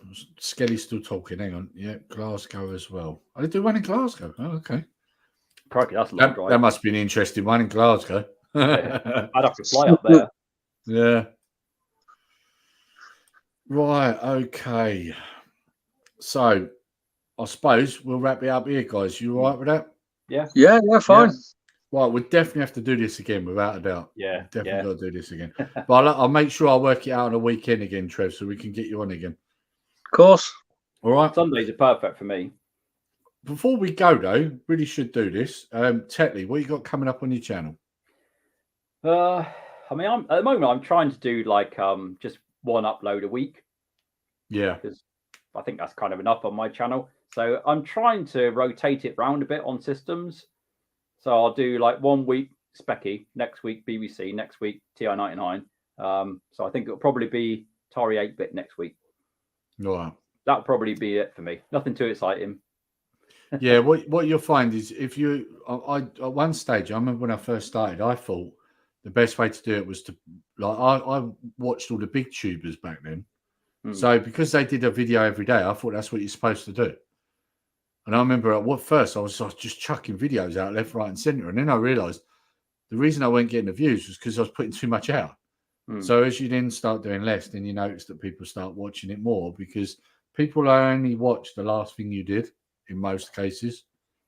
So yeah, what you're saying there, one video a week, that's probably a good idea because you'll probably get more views from that one video than you would have got from 3 different ones.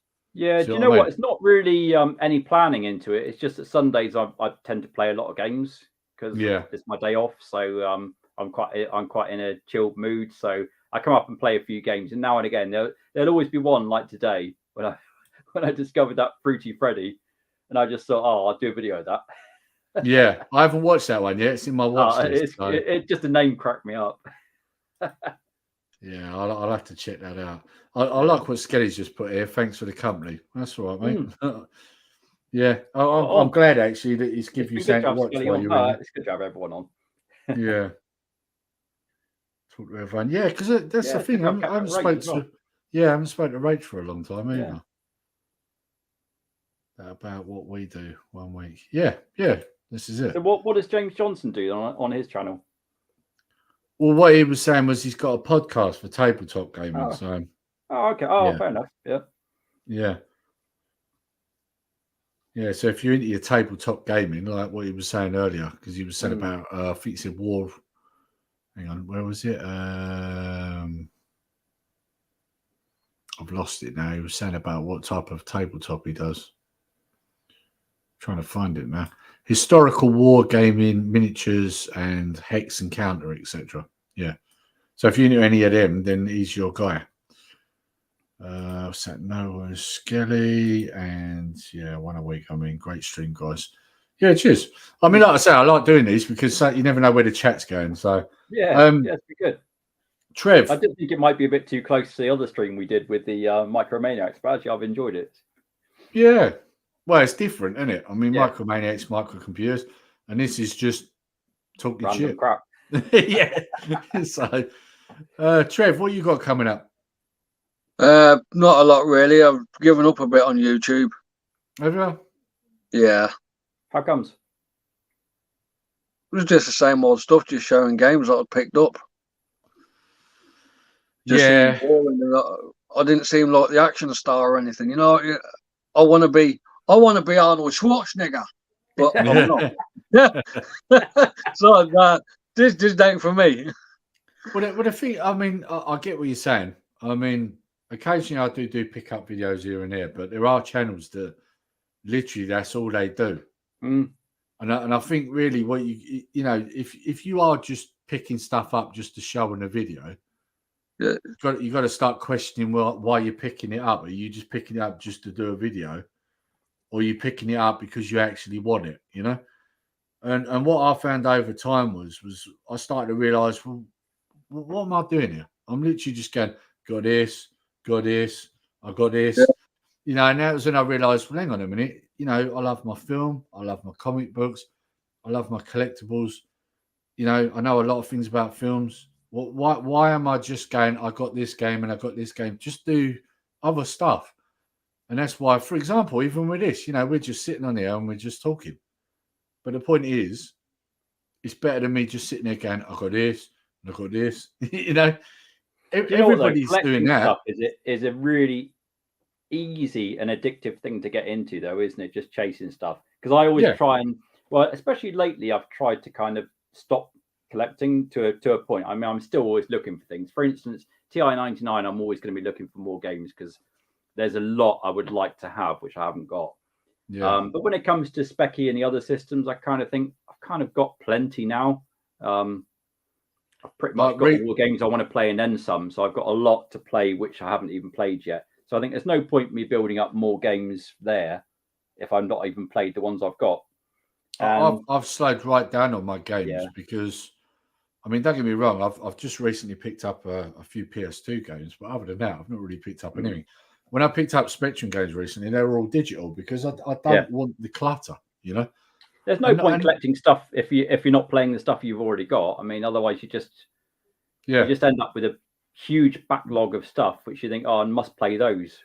Well, don't get me wrong. I mean, I do get to play, you know, not all of it, but I am playing some of it here and now. But for me, I've always said, anything I don't play now, that's for my retirement. When I get old and I'm not working anymore, I'll play it then.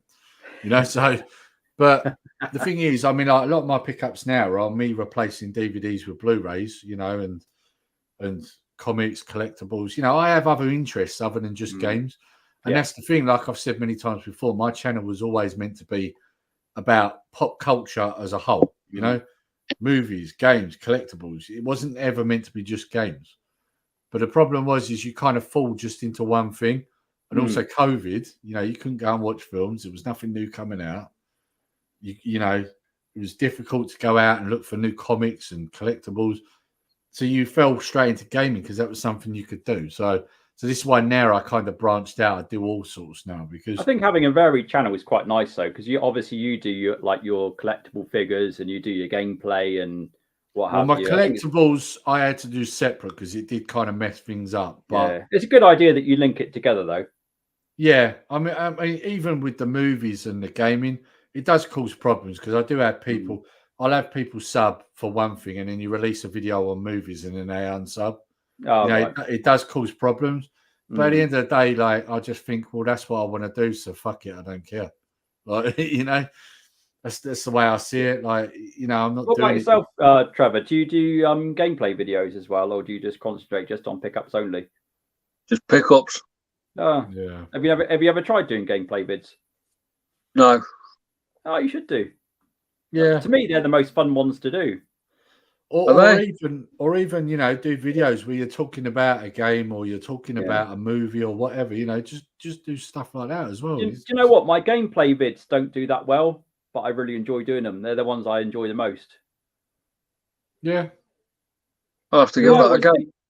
Personally, I enjoy watching other people's gameplay vids. So that's why I enjoy doing them as well, because that's what I like to watch. So I just think it might not get that many views, but if I enjoy it on other people's channels, then that's what I want to do myself.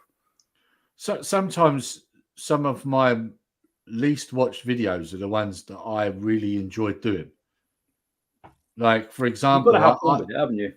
I did a top 10 sci-fi movies according to IMDb, right? That one got plenty of views, right? Now, that was an IMDb list, so it was shit. Their list, half of them weren't even sci-fi. And as you know, you know this, Tetlee, when I was doing them, I would do the IMDb version and then I would do my top 10. Yeah. My that was top a good 10, idea, that. My top 10, and them videos take time because I've got to do a lot of editing, right? And I've got a lot of script writing to do for them. I did my version and it got like not even half the views what the IMDb one did.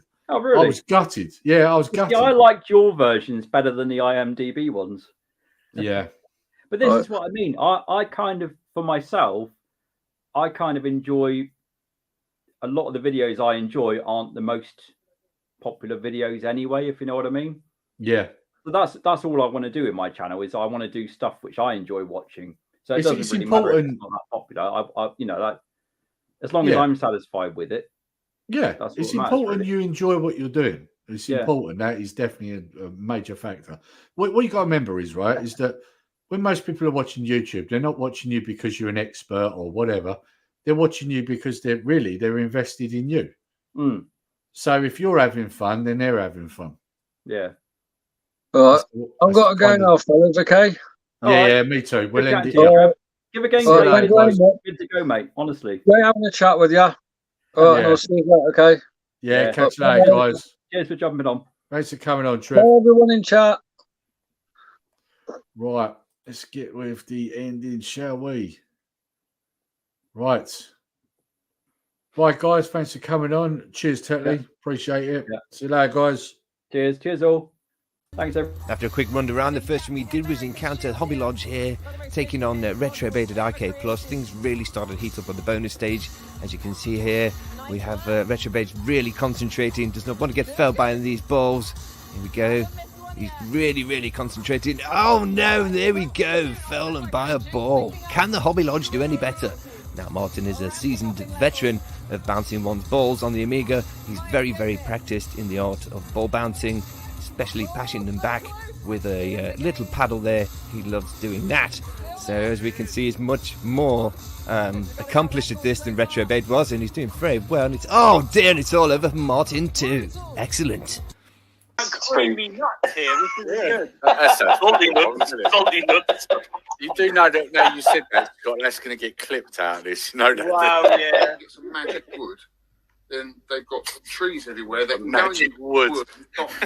Come on, you can't say that and I can't Yeah. not snigger. Come on. Yeah, you can't. Alex, we're all watching you, mate. We've all got magic wood. Come on. I've got magic wood. Yeah. You know you're going to get Retro Chef in the comments now, don't you? Oh, God. I'm getting a bit geeky, a bit nerdy, aren't I? But yeah. Well, that's what this is about, though, isn't it? It's Yeah. a nerdy stream. Whoa, small balls. I was not expecting small balls.